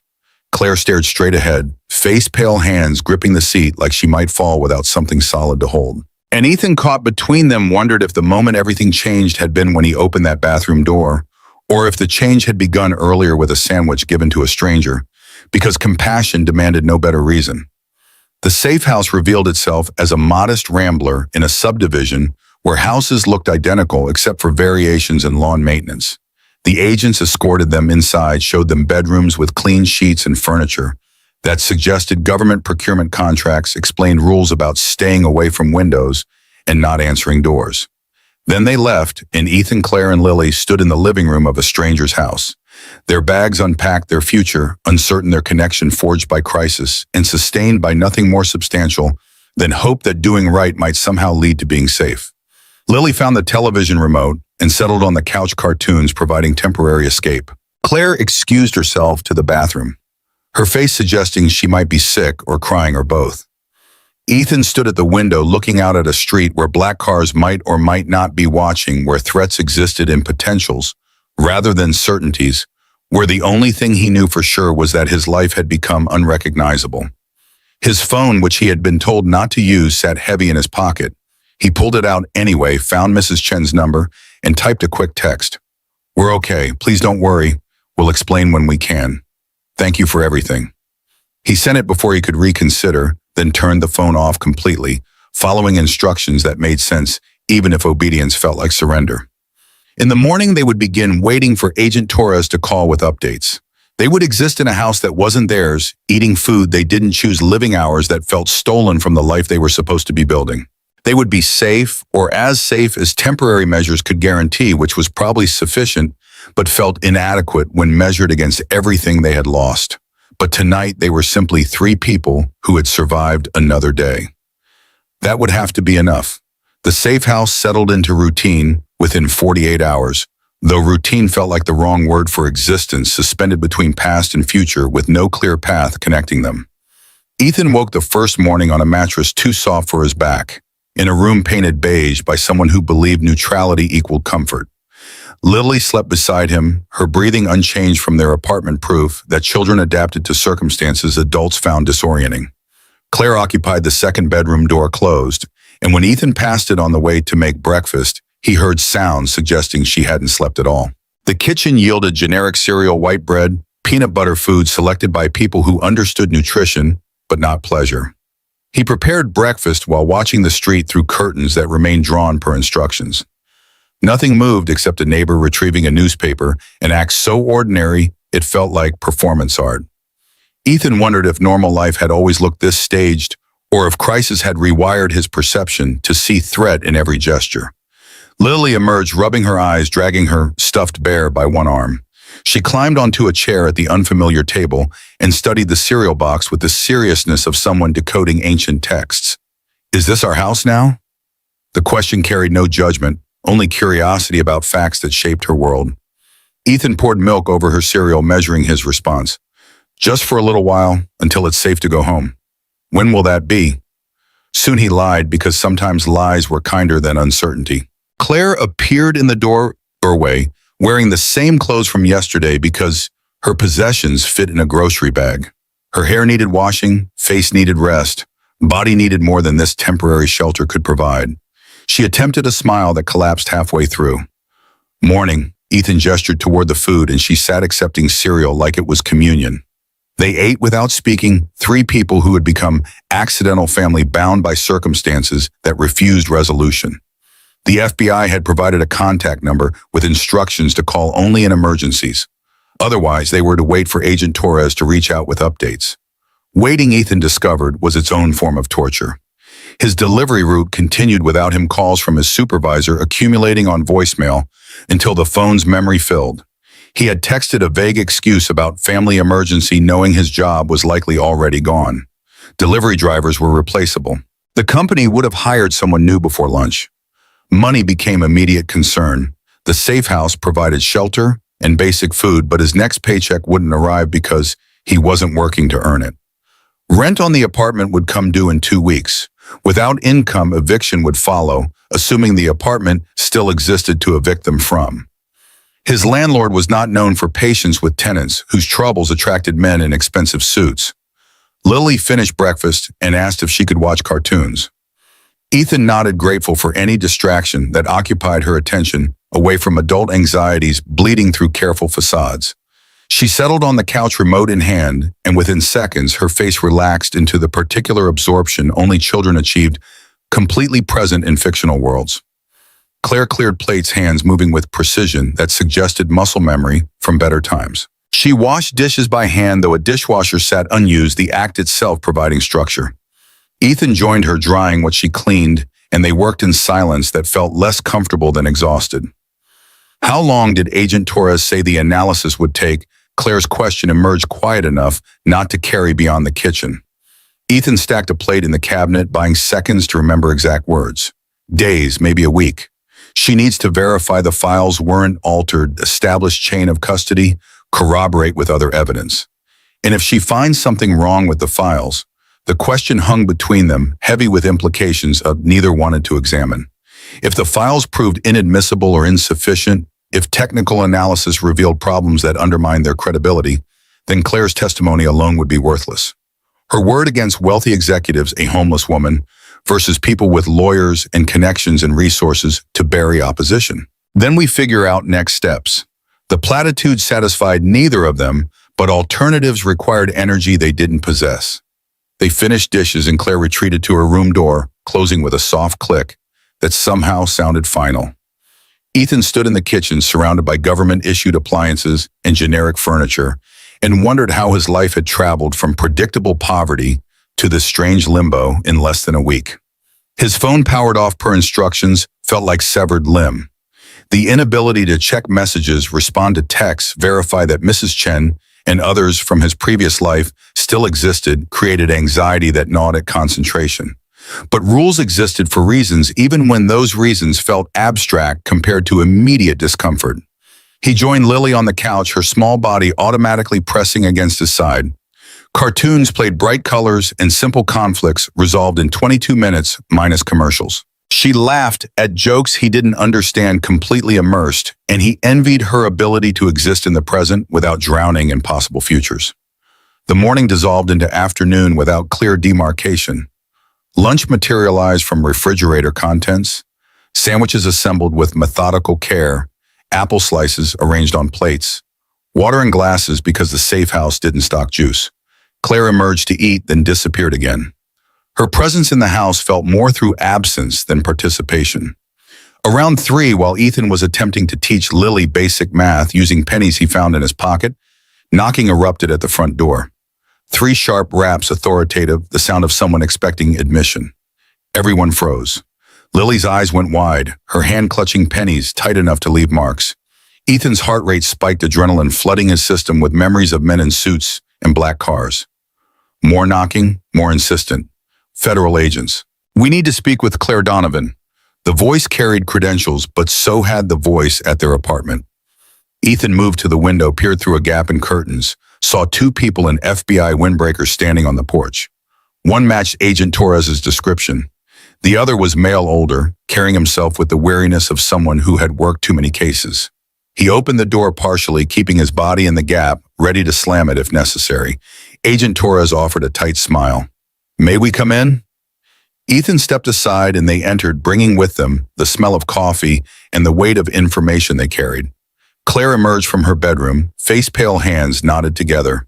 Torres gestured toward the living room and they all sat, Ethan keeping Lily close. "We've completed preliminary analysis of the files.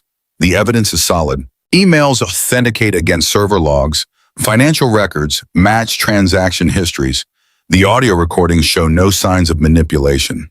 You documented $8 million in fraud over 3 years, possibly more, if we dig deeper." Claire's breath released in a sob. She tried to contain relief and vindication, mixing into something that looked like collapse. Torres continued, her voice maintaining professional distance. "But there's a complication. David Klein, your former boss, was found dead this morning in his home. Apparent suicide. Single gunshot wound note left behind, claiming responsibility for the fraud, saying he acted alone." The words detonated in the small room, their implications spreading in waves that hit everyone differently.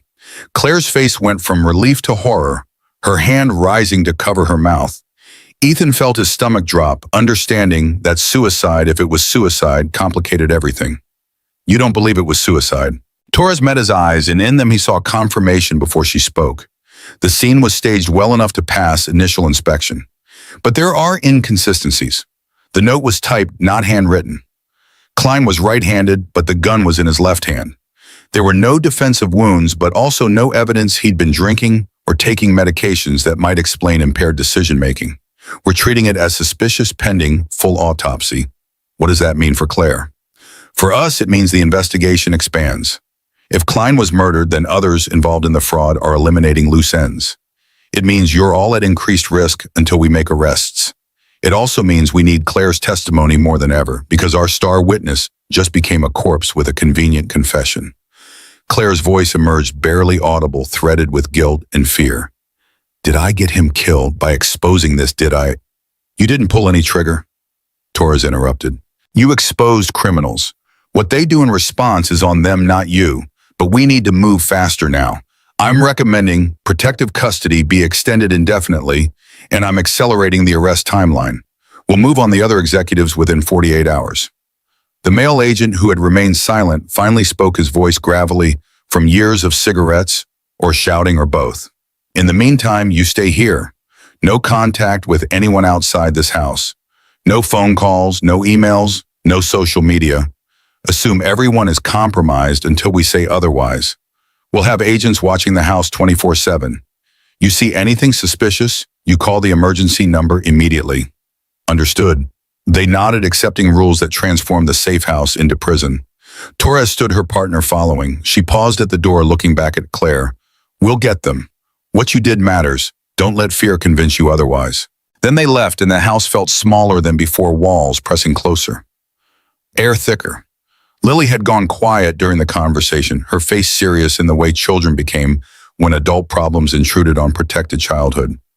She looked at Ethan with eyes too old for 6 years. Did someone die? The directness of the question left no room for evasion. Ethan pulled her onto his lap, held her close, and chose truth over comfort.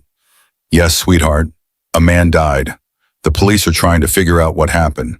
Was he a bad man? The question's complexity exceeded simple answers. Klein had committed fraud, had destroyed Claire's life, had threatened others who discovered his crimes. But he had also been someone's son, maybe someone's father, a human being whose death diminished the world regardless of his actions. He made bad choices, but that doesn't mean he deserved to die. Lily processed this, her small face scrunched in concentration. Then she asked the question Ethan had been avoiding. Are we safe here? He wanted to promise safety, to guarantee that nothing bad would reach them in this anonymous house with its drawn curtains and federal protection. But lies, even comforting ones, felt wrong when everything else had become uncertain. We're as safe as we can be. The police are protecting us. We just need to be patient a little longer. She accepted this with a nod, then slid off his lap and returned to her cartoons, seeking escape in fiction. Ethan envied that ability, the child's gift for compartmentalizing trauma into manageable pieces. Claire hadn't moved from where she sat, her body rigid with shock. When she finally spoke, her voice carried layers of emotion, too tangled to separate. This is my fault. If I hadn't documented everything, if I'd just ignored what I saw, if I'd kept my head down, Ethan cut her off more sharply than intended. Stop, you did the right thing. What happened to Klein is on whoever killed him, not you. Don't let them make you regret having principles. But his principles got him killed, and mine might get you killed. Or Lily. How is that right? The question had no good answer. Only the unsatisfying truth that morality and consequences often diverged. Ethan moved to sit beside her, close enough to offer presence without crowding. When I gave you that sandwich at the convenience store, I didn't think about whether it was right or smart or safe. I just saw someone who needed help. You did the same thing when you documented that fraud. You saw something wrong and decided to do something about it. Maybe that makes us both idiots, but at least we're idiots who can sleep at night. Claire laughed, the sound bitter but genuine. I haven't slept in weeks. Fair point. They sat together in silence, broken only by cartoon sound effects. Two people who had made choices that seemed simple at the time but cascaded into complexity neither had anticipated. Evening approached, light through curtained windows, shifting from gray to darker gray, and Ethan realized he needed to prepare dinner from ingredients he hadn't chosen. The safe house kitchen yielded pasta and jars sauce, government procurement at its finest. He boiled water, heated sauce, assembled a meal that approximated Italian food the way paint by numbers approximated art. But it was hot and filling, and Lily ate without complaint, which was victory enough. After dinner, bath time in a bathroom that wasn't theirs, pajamas that had been hastily packed and already needed washing. Lily's bedtime story came from a book she'd read a dozen times, familiar enough that she corrected him when he tried to skip pages. Then lights out, her voice rising in the darkness. I miss our home. The simple statement landed like a blow. Ethan sat on the edge of the bed, his hand finding hers under covers that smelled wrong detergent, different from what he bought in bulk at the discount store. I know, sweetheart. We'll go back soon. Will everything be the same? Another question, too complex for honest answer. Their apartment would be there, assuming his landlord hadn't already changed locks and disposed of belongings. But the neighborhood would feel different now, contaminated by knowledge of men searching and threats lurking. Mrs. Chen would ask questions. School would require explanations. Nothing would be the same, even if geography remained constant. Some things will be different, but we'll still be us. That's what matters. Lily seemed satisfied with this, or perhaps simply too tired to pursue further. Within minutes, her breathing evened into sleep's rhythm. Ethan remained on his bed watching her in the dimness. This small person who trusted him absolutely, despite his repeated demonstrations of fallibility. Eventually, he left her sleeping and returned to the living room where Claire had turned on a lamp, fighting darkness that felt less physical than metaphysical. She sat curled on the couch, a book open on her lap, but clearly unread. Can't focus either. Claire shook her head, closed the book, set it aside. The cover showed a beach scene, waves and sand, an escape into someone else's reality. Ethan lowered himself into the adjacent chair, body protesting movement after days of minimal activity. Delivery work had kept him physically occupied, if mentally exhausted. This enforced stillness revealed aches he hadn't noticed while in motion. Tell me something about your life, before all this. Claire's request surprised him. They had shared crisis but not histories, facts about circumstance but not details of personhood. He thought about what to offer, which pieces of himself might be worth revealing. I wanted to be an engineer when I was younger. Liked taking things apart, figuring out how they worked. Got a job at the manufacturing plant straight out of high school. Thought I'd work my way up, maybe take community college courses. Then Lily's mom got pregnant. We weren't ready. Hadn't been together long, but you adapt, right? Or you try to. What happened to her, Lily's mom? She left when Lily was 4 months old. Couldn't handle motherhood, or me, or both. Left a note saying not to look for her. I never did. Do you hate her? The question was more complex than its simple construction suggested. Ethan had cycled through hatred, anger, grief, acceptance, and back to anger over the years. His feelings about Lily's mother existed in layers that shifted depending on his mood and how difficult that particular day had been. Sometimes. Mostly I just don't think about her. Lily asks occasionally, and I tell her that her mom loved her but wasn't ready to be a parent. I don't know if that's true, but it's kinder than saying she abandoned us. You're a good father. I'm trying. Most days I feel like I'm failing. That's how you know you're doing it right. Bad parents never worry about whether they're good enough. Claire's observation carried the weight of experience Ethan didn't ask about. Instead, he turned the conversation. What about you, before Cascade Technologies? Before all this, Claire's expression shifted, nostalgia mixing with loss. She pulled her knees to her chest, arms wrapping around shins, making herself smaller. I grew up in Eugene, middle-class family, nothing special. Did well in school, went to University of Oregon, got a business degree because I didn't know what else to study. My parents wanted me to be practical, marry someone stable, have grandkids they could spoil. I wanted more but didn't know what more looked like. So I got an apartment in Portland, found the executive assistant job, and told myself I was building towards something. Were you building towards something? I thought so. The job paid well. I had friends or people I thought were friends. I dated occasionally, nothing serious. I was comfortable. Comfortable is dangerous. Makes you think you've arrived somewhere when really you're just paused between disasters. The cynicism in her voice suggested hard lessons learned. Ethan understood that tone had employed it himself when circumstances stripped away optimism and left only wariness. Do you think you will go back? To that life, Claire's laugh held no humor. What life? I have no joy, no apartment, no car, no friends who answer calls. My parents haven't spoken to me in 5 years. Long story not worth telling. Even if this ends with arrests and vindication, I'm starting from zero. Less than zero because now I'm the whistleblower everyone knows about. Good luck getting hired when you're famous for exposing your employer's crimes. Maybe there are organizations that help people like you. Witness protection, relocation assistance, something. Maybe. Or maybe I end up exactly where I was before Ethan Cole decided to give a stranger a sandwich. Homeless, hungry, invisible. The bitterness in her voice was earned but still difficult to hear. Ethan wanted to offer reassurance, promises that everything would work out, that courage would be rewarded and justice would prevail. But empty platitudes felt insulting when directed at someone whose circumstances had systematically destroyed any basis for optimism. For what it's worth, I'm glad I gave you that sandwich. Even knowing everything that came after, I'd do it again. Claire looked at him, her eyes searching his face for evidence of deception or pity. Finding neither, she nodded slowly. That might be the kindest thing anyone's ever said to me.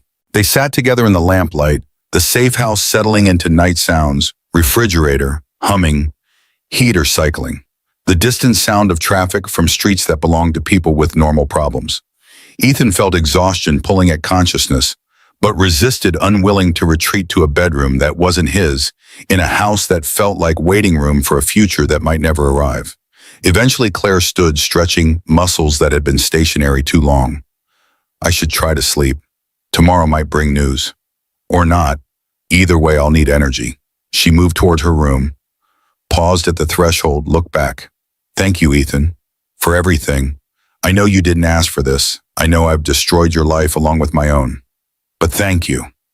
Before he could respond, she disappeared behind her door, leaving him alone with thoughts that refused organization. He remained on the couch staring at nothing until his body finally demanded rest he couldn't defer. The second bedroom, his and Lily's, smelled of detergent and strangers. He slipped into bed beside his daughter, felt her automatically curl against him in sleep, and stared at a ceiling that told him nothing about what morning would bring. Sleep arrived in fragments, disturbed by dreams where men in suits chased him through buildings with infinite hallways. He woke repeatedly, checking his phone's blank screen from habit, before remembering it was powered off. Time lost meaning in darkness, minutes and hours blending, until morning light finally leaked through inadequate curtains. Day 3 in the safe house dawned with Lily asking if they could go outside just for a little while, just to feel sun that didn't come filtered through glass. Ethan had to explain again why that wasn't possible, watching her face collapse into disappointment. She was too young to hide effectively. Claire emerged looking worse than the previous day, her eyes sunken from lack of sleep or excess worry. They assembled breakfast in silence, each person trapped in private thoughts that couldn't be shared without spreading infection. The phone agent Torres had provided remained silent. No updates, no news, no indication that the world beyond these walls still turned. Ethan felt time becoming elastic, stretching into shapes that made measuring impossible. Was it morning or afternoon, yesterday or today? Everything blurred into waiting. Around what might have been noon, Lily asked if she could draw. Ethan found paper and crayons in a cabinet safe house standard issue, apparently, and she settled at the kitchen table, creating artwork that showed a house with 3 stick figures visible through windows. One large figure, one medium, one small. Family improvised from crisis. He watched her draw with the unself-conscious focus children brought to tasks they considered important, and felt something break inside his chest. She deserved better than this. Better than government custody, anonymous houses, fear bleeding through adult facades. She deserved childhood play with friends, birthday parties, summers, doing nothing because nothing was exactly what summer required. Instead, she was drawing them as prisoners, while men who committed fraud walked free, erasing evidence by erasing people. The injustice of it made his hands clench into fists, anger-seeking target but finding only helplessness. Claire noticed his expression, understood without explanation. She moved to stand beside him, her presence offering solidarity rather than comfort. Agent Torres said 48 hours until arrests. That was yesterday morning. So by tomorrow this could be over. We could go home. Her voice carried hope she didn't believe, optimism manufactured for his benefit. Ethan appreciated the effort even while recognizing its hollowness. And if they don't arrest anyone, if the investigation stalls or the evidence falls apart or something else goes wrong, then we've been in hiding for nothing, and we have to figure out next steps from a position even weaker than before. The honesty was refreshing, if unhelpful. They stood together, watching Lily draw 2 adults who had stumbled into guardianship neither asked for but couldn't abandon. The afternoon stretched forward like road through featureless terrain. Destination uncertain journey, tedious. Evening arrived with the suddenness of winter light failing early. Ethan prepared dinner chicken from the freezer rice that cooked to gummy consistency vegetables from cans that tasted like their containers. They ate with television providing background noise, a news program discussing politics and weather, and everything except the corporate fraud that had destroyed multiple lives. After dinner, after bath time and story time and lights out, Ethan and Claire reconvened in the living room, their nightly ritual of shared wakefulness in a house that demanded vigilance. Do you think tomorrow will really bring arrests? Claire's question echoed his own thoughts. Ethan had no answer beyond speculation, but speculation was all they had. Torres seemed confident. The evidence is solid. They know who's involved. It's just logistics now, warns coordination, making sure everyone can be picked up simultaneously so nobody runs. And if someone does run, then it takes longer. But they still get caught eventually. Money leaves trails. People make mistakes. It might not happen tomorrow, but it happens. He hoped that was true. He hoped justice operated with the efficiency Agent Torres's confidence suggested. But he had spent enough years watching rich people evade consequences, while poor people drowned in them, to trust that virtue alone guaranteed victory. They talked until exhaustion finally demanded surrender, then retreated to separate rooms and sleep that came unwillingly. Ethan lay beside Lily, listening to her breathe, and wondered if morning would bring resolution or simply another day of waiting, while the world decided their fate without consulting them. Morning arrived with knocking at the door, sharp and insistent, startling all three occupants from sleep. Ethan checked the window, saw Agent Torres and three other agents and FBI windbreakers, their faces serious but not panicked. He opened the door and Torres entered, with an energy that suggested news. Everyone gathered in the living room, Lily still in pajamas, clutching her bear, sensing that whatever came next would be important. We executed arrests this morning. 6 executives from Cascade Technologies, including the CEO and CFO, all taken into custody without incident.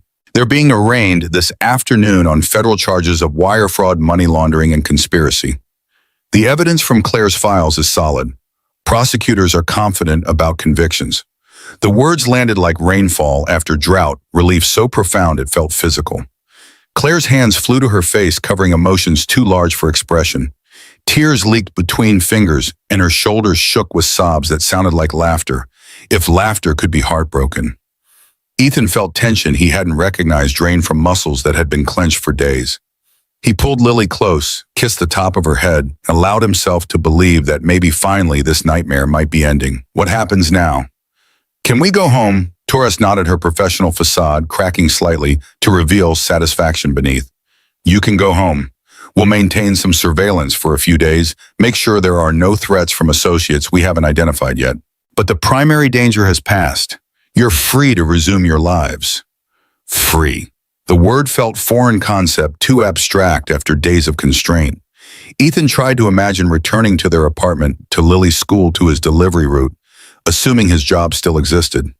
The future that had seemed impossible now stretched before them, ordinary and precious, and terrifying in its normalcy. Claire would need to testify eventually, Torres explained. Grand jury first, then trial if the case went that far. But with the evidence and multiple defendants, plea deals were likely. Most of it would happen without her needing to appear. She would have her life back, or at least the opportunity to build a new one. They packed their few belongings, Ethan moving with efficiency born from years of managing limited resources. Lily helped folding clothes with more enthusiasm than skill. Claire moved slowly, as if afraid sudden movement might shatter this fragile victory.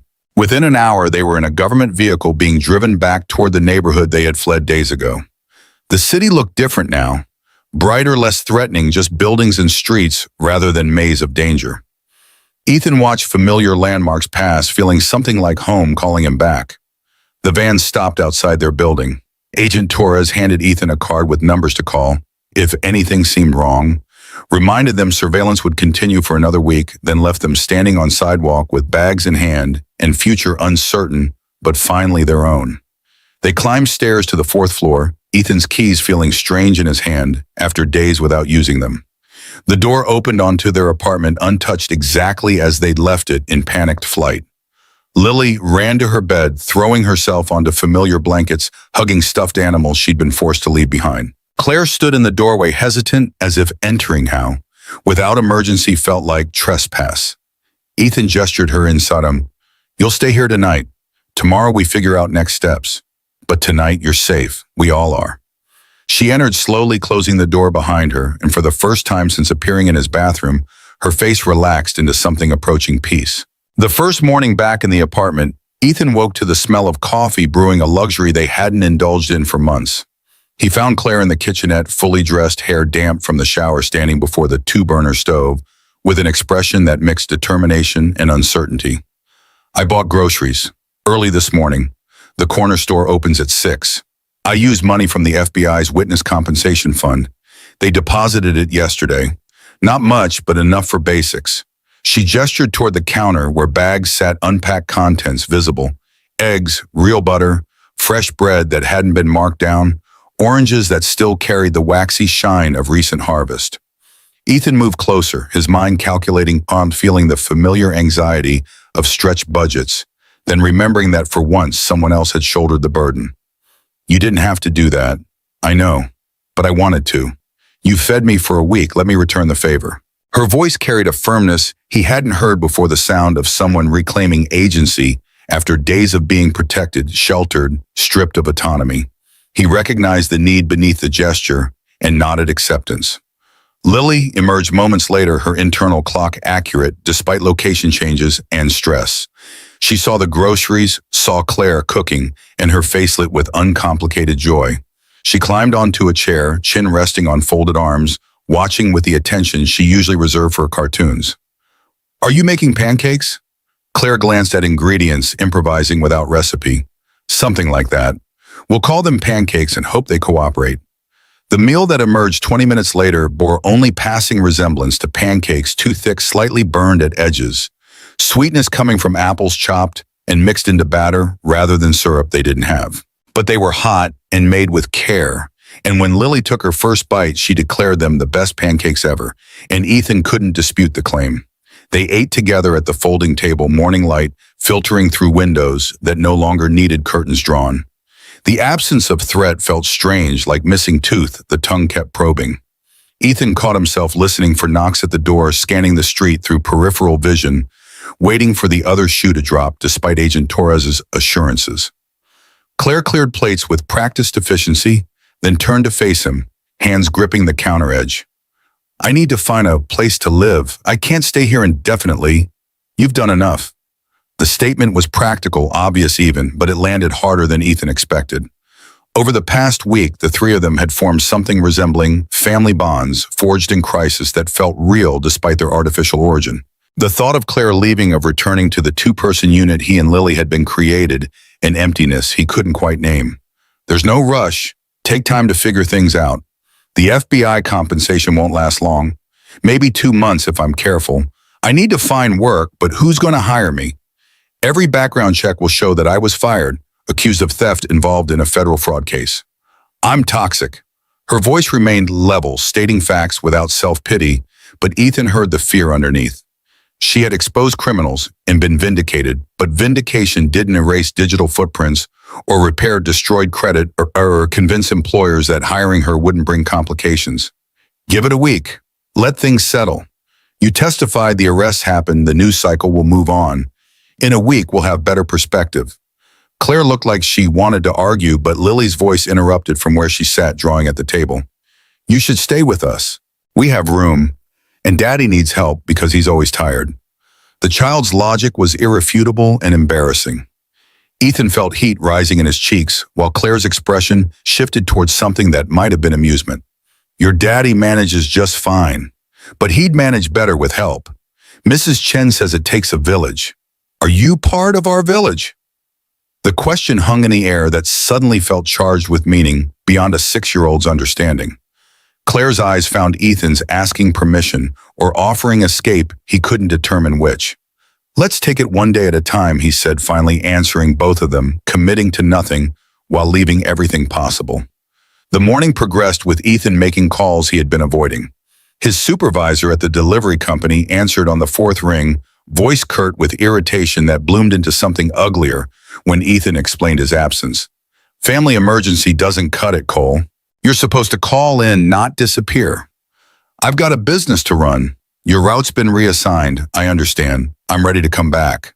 Tomorrow if you need me. Silence stretched while his former supervisor decided whether to be magnanimous or petty. Pettiness won. I'll put you on the substitute list. If someone calls in sick, I might have work. No promises. The line went dead before Ethan could respond. He set the phone down, absorbing the reality that his employment had just downgraded from precarious to nearly non-existent. Substitute list meant maybe 1 or 2 days a week if luck favored him, which it rarely did. Rent would come due in 11 days. He had enough saved to cover it barely, but the following month looked like free fall. Claire had been listening from the couch, her expression suggesting she understood exactly what the conversation meant. That's my fault. No, that's capitalism. Workers are disposable. I knew that before you showed up. This just accelerated the inevitable. What will you do? He had no answer that didn't sound like whistling past graveyards. Find other work, stretch savings, sell belongings. The usual strategies of people for whom poverty was persistent condition rather than temporary setback. He shrugged, letting the gesture carry what words couldn't. The afternoon brought Mrs. Chen knocking at the door, her arms loaded with containers of food she had somehow known they would need. She embraced Lily, then Ethan, her eyes finding Claire with the assessment of someone who missed nothing. This is the woman. Her question carried no judgment, only curiosity and concern that grandmothers specialized in. Ethan made introductions, watched as Mrs. Chen studied Claire with intensity that would have been uncomfortable from anyone else. You've had a hard time, it wasn't a question. Claire nodded anyway, accepting the observation without elaboration. Miss Chen set down her containers, began unpacking food with the authority of someone who had decided this kitchen was now under her jurisdiction. You eat, all of you, too thin. And you, she pointed at Ethan, you look like you haven't slept in weeks. Just a few days, actually. Same thing. Tonight you rest. Tomorrow we make plans. But first food. She wouldn't accept argument or gratitude, simply laid out a meal that smelled like childhood and comfort, then insisted they eat while she watched. Only after confirming they had consumed sufficient quantities did she leave, but not before extracting a promise from Ethan to call if they needed anything. That woman is terrifying, Claire observed after the door closed. She's the best person I know. The praise was simple but absolute. Mrs. Chen had been more family than neighbor, more support than his own relatives who had scattered after his mother's death and never bothered reestablishing contact. She had kept Lily safe when he couldn't have fed them, when money ran short, had asked for nothing in return, except that he be the father his daughter deserved. Days folded into each other with the strange quality of aftermath, where events that had seemed monumental diminished into stories told rather than crises survived. Claire found a rhythm in the apartment, contributing where she could without overstepping boundaries that remained unspoken but understood. She cleaned with the fervor of someone grateful for tasks that created order from chaos. She cooked with ingredients purchased from her dwindling compensation fund, preparing meals that stretched protein and vegetables into quantities that fed 3 with enough left for Mrs. Chen when she visited. Lily attached to Claire with the ease children demonstrated when adults proved trustworthy. She would sit beside her while doing homework, asking questions that ranged from math problems to why the sky changed colors at sunset. Claire answered with patience that suggested she found the questions welcome rather than burdensome explanations, careful enough to educate without condescending. Ethan found himself watching them together, feeling something shift in his chest that he couldn't quite identify. Warmth mixed with fear, hope tangled with warning that getting comfortable was dangerous when circumstances remained fundamentally unstable. Claire had nowhere else to go, was staying from necessity rather than choice. Mistaking gratitude for something deeper would be foolish. But then she would look at him across the small apartment, and her eyes would hold an expression that suggested her calculations might be equally complicated. A week after the arrest, Agent Torres called requesting Claire's presence for grand jury testimony. Federal prosecutors were building cases against all 6 executives, and her first-hand account was crucial for establishing timeline and intent. The session would take most of a day, Torres explained, but Claire would be compensated for her time and provided transportation. The morning of testimony, Claire emerged from the bathroom wearing clothes borrowed from a thrift store 2 blocks away, pants that fit poorly, a blouse that had been professionally pressed decades ago, shoes that pinched but looked presentable. She had attempted makeup applying it with the uncertainty of someone whose supplies had been lost to circumstance and whose confidence had been stolen by events. "You look fine," Ethan assured her, meaning it. "I look like someone wearing a costume of what professional used to mean. You look like someone who survived something terrible and showed up anyway. That's more impressive than any suit."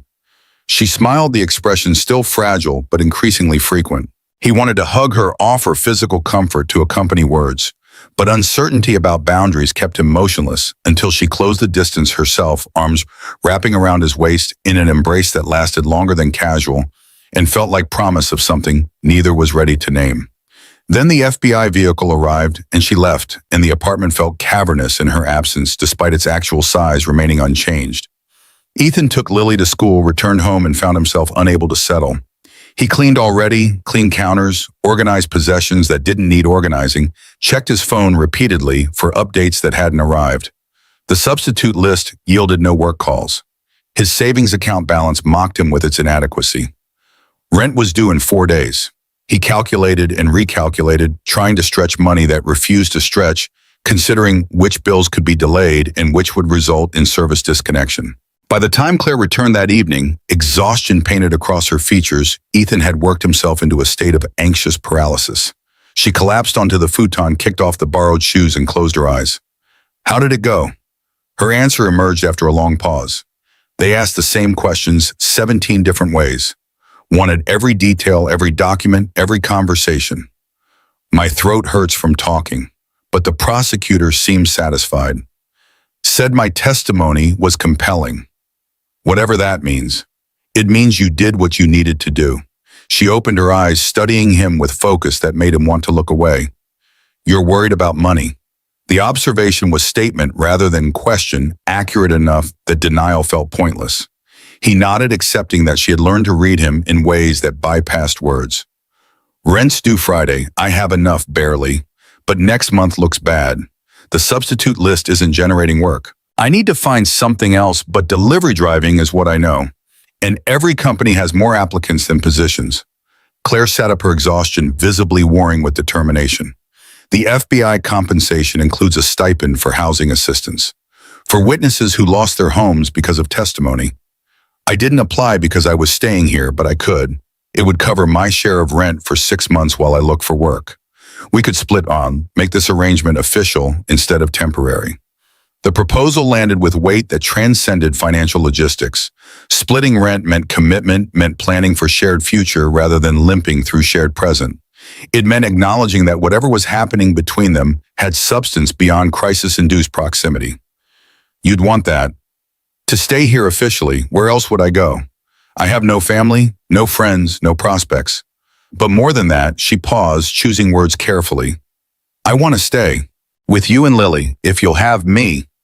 The vulnerability in her voice matched his own uncertainty. They were two people damaged by circumstance, bound by unlikely sequence of events, attempting to construct stability from materials that felt insufficient. It should have been obvious, disaster relationship doomed by impractical foundation.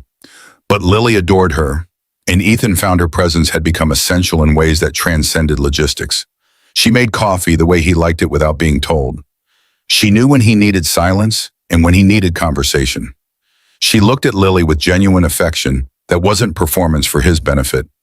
She had survived circumstances that would have broken many people and emerged with compassion intact.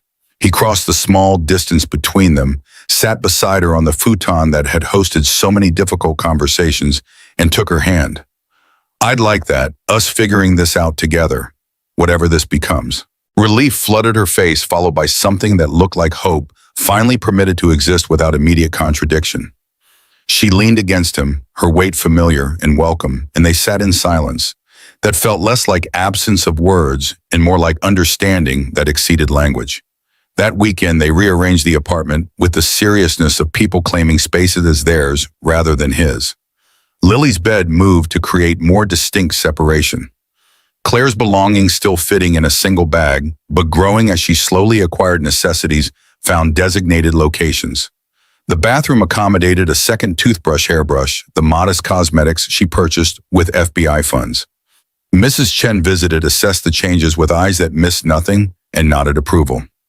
Good, everyone needs family, blood or chosen doesn't matter. She had brought more food, noodles and dumplings prepared with the expertise of decades, and they ate together, 4 people around a table meant for 2, but managing somehow the crowding feeling less like imposition and more like abundance. Lily asked questions with her usual directness, trying to understand the shifting dynamics of their household. Is Claire staying forever? Ethan and Claire exchanged glances. Neither certain how to answer. Finally, Claire spoke, her voice gentle. I'm staying for a while. We'll see how it goes. Is that okay with you? Yes. Lily's enthusiasm was unqualified. Now we're a real family. Like Emma has. She has a mom and a dad and a brother. We have a Deb and a Claire. That's almost the same. The logic was 6-year-old perfect categorization that ignored complexity in favor of simple truth. People who lived together and cared for each other constituted family regardless of legal or biological relationships. Ethan felt his throat tighten, emotion pressing against composure. That night after Lily slept, he and Claire sat together on the futon that had become their evening ritual space. The apartment settled around them with its familiar sounds, no longer threatening, but simply present. Thank you for this, for giving me somewhere to belong when I had nowhere. Claire's gratitude felt unearned. He had simply responded to crisis in front of him, made choices that felt inevitable rather than heroic. But her hand found his in the dimness, fingers interlacing, and the gesture carried meaning that transcended gratitude. I gave you a sandwich and let you use my bathroom. You gave me back hope. Seems like you got the worst deal. She laughed quiet enough not to wake Lily, and the sound carried genuine warmth. I'll try to make it worth your while. The words hovered between joke and promise, and Ethan felt his heart rate accelerate. They had been carefully avoiding the obvious tension between them, the awareness that circumstances had forced proximity, but something deeper was developing beneath forced intimacy. Now with danger past and future opening before them, pretending seemed increasingly difficult. Claire. I should tell you, she turned toward him, and whatever he had been planning to say evaporated when her lips found his. The kiss was tentative questioning, offering escape if he wanted it. Instead, he pulled her closer, answering question with affirmation, and the careful distance they had maintained collapsed. When they finally separated, both breathless, she pressed her forehead against his. I've wanted to do that for days. Wasn't sure if you felt the same. I've been terrified of feeling the same. Because wanting something doesn't mean it's wise. Wisdom is overrated. I tried being wise. Followed rules, kept my head down, made safe choices. Look where that got me. She had a point. Safety had proven illusory wisdom, insufficient protection against circumstances beyond control. Maybe recklessness disguised as courage was the only sensible response to a world that punished caution and bravery with equal indifference. They kissed again, longer, deeper years of loneliness and fear, dissolving into connection that felt both terrifying and inevitable. Eventually they separated, aware that Lily slept mere feet away, and some boundaries deserved maintenance. But they remained close, Claire's head on Ethan's shoulder, his arm around her waist, both adjusting to the reality that their relationship had just become something they could no longer pretend to ignore. The following weeks brought slow stabilization. Ethan secured part-time work at a warehouse overnight shifts that paid slightly better than delivery driving and came with the promise of full-time hours if he proved reliable. The schedule was brutal, 10 at night until 6 in the morning, sleeping while Lily was at school, waking in time to collect her from Mrs. Chen. But it was income, and income meant survival. Claire found remote work doing data entry for a company that asked few questions and paid little but provided structure and purpose. She worked during Lily's school hours, then transitioned to helping with homework and dinner preparation. The domestic rhythm they established felt simultaneously fragile and surprisingly durable, routines building on routines until their life together developed texture that resembled normalcy. Lily thrived in the stability. Her drawings shifted from houses with stick figures looking out windows to houses with stick figures playing outside, subtle indication that her sense of safety was rebuilding. She talked about school with enthusiasm rather than obligation, brought home projects she was proud of, asked if Claire could come to the parent-teacher conference scheduled for next month. The question created awkward negotiation about roles and boundaries, But eventually they decided Claire would attend with Ethan, presenting as family unit that might confuse teachers, but satisfied Lily's understanding of who belonged in her life. 2 months after the arrest, the first trial began. Claire had to testify publicly, her face broadcast on local news, her story dissected by defense attorneys paid to discredit her. Ethan took the day off work to attend sitting in the gallery, while Claire described discovering the fraud, documenting evidence, losing everything when she tried to do the right thing. The defense attorney was young, aggressive, trying to establish reasonable doubt by suggesting Claire had fabricated evidence after being legitimately fired for poor performance. But the prosecutor had prepared her well, and she answered each question with calm precision that suggested truth required no embellishment. The jury deliberated for 3 hours before returning guilty verdicts on all counts. The first executive would serve 7 years in federal prison, more trials would follow, and Claire's testimony had been pivotal. Walking out of the courthouse, reporters shouted questions and cameras flashed, but Ethan kept her close, navigating through crowd until they reached his van. Inside, doors closed against chaos, Claire began to cry. Not from sadness, but release. Emotion, held back for months, finally permitted expression. Ethan held her while she shook, offering presence because words felt inadequate to the moment. "It's over," she whispered finally. "It's really over. Not completely." More trials waited, more testimony required, but the outcome was no longer uncertain. Justice, imperfect and delayed, was happening. The people who had destroyed her life would face consequences. The evidence she had risked everything to preserve had mattered.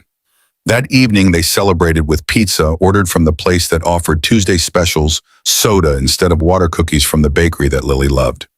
Small luxuries made meaningful by context. Mrs. Chen joined them, bringing ice cream and wisdom dispensed through stories about her own life's hardships overcome. After dinner, after Lily went to bed, Ethan and Claire stood on the apartment's small balcony, accessible through the window. The city sprawled before them, lights marking where millions of people navigated their own struggles and triumphs, most unknown to each other, all connected by the simple fact of shared geography. "What happens now for you?" Claire leaned against the railing. Portland's night air, cold enough to see breath. "I don't know. Finish testifying, keep working, figure out what comes next. Maybe eventually I'll feel like myself again, whoever that is." "Do you regret it, all of this?" She considered the question seriously, not dismissing it as rhetorical. "I regret that it had to happen, that people I trusted turned out to be criminals, that doing the right thing cost me so much. But I don't regret the outcome. I stopped them. They'll pay for what they did. And I found you. Found this. That has to count for something." Ethan moved to stand beside her, their shoulders touching, warmth shared against cold. "It counts for everything." They stood together, watching the city until cold drove them inside, back to the apartment that had become home to the life they were building from salvaged pieces. Nothing was certain. His job remained precarious. Her testimony wasn't finished. Their relationship was too new to guarantee durability. But uncertainty had lost its terror. They had survived worse. They would survive whatever came next. In bed that night, Lily, between them because she had requested their company, and neither had the heart to refuse, Ethan stared at the ceiling and allowed himself cautious hope. The future remained unpredictable, but for the first time in years, unpredictable felt like possibility rather than threat. Beside him, Claire's breathing evened into sleep. Beyond her, Lily dreamed whatever children dreamed, her bear tucked close. And Ethan, exhausted delivery driver who had once given a stranger a sandwich, closed his eyes and rested. Morning would bring its own challenges. Bills would come due, work would demand attention. Life would continue with its usual blend of difficulty and grace. But they would face it together, this improvised family born from crisis and sustained by choice. Outside, Portland slept and woke in cycles that paid no attention to individual stories. But inside 320 square feet of rented space, 3 people who had found each other against all odds breathed in rhythm, and that was enough. The past had been survived. The present was being lived. The future remained unwritten, which meant anything was possible. Impossibility, Ethan thought, as sleep finally claimed him, was all anyone really needed.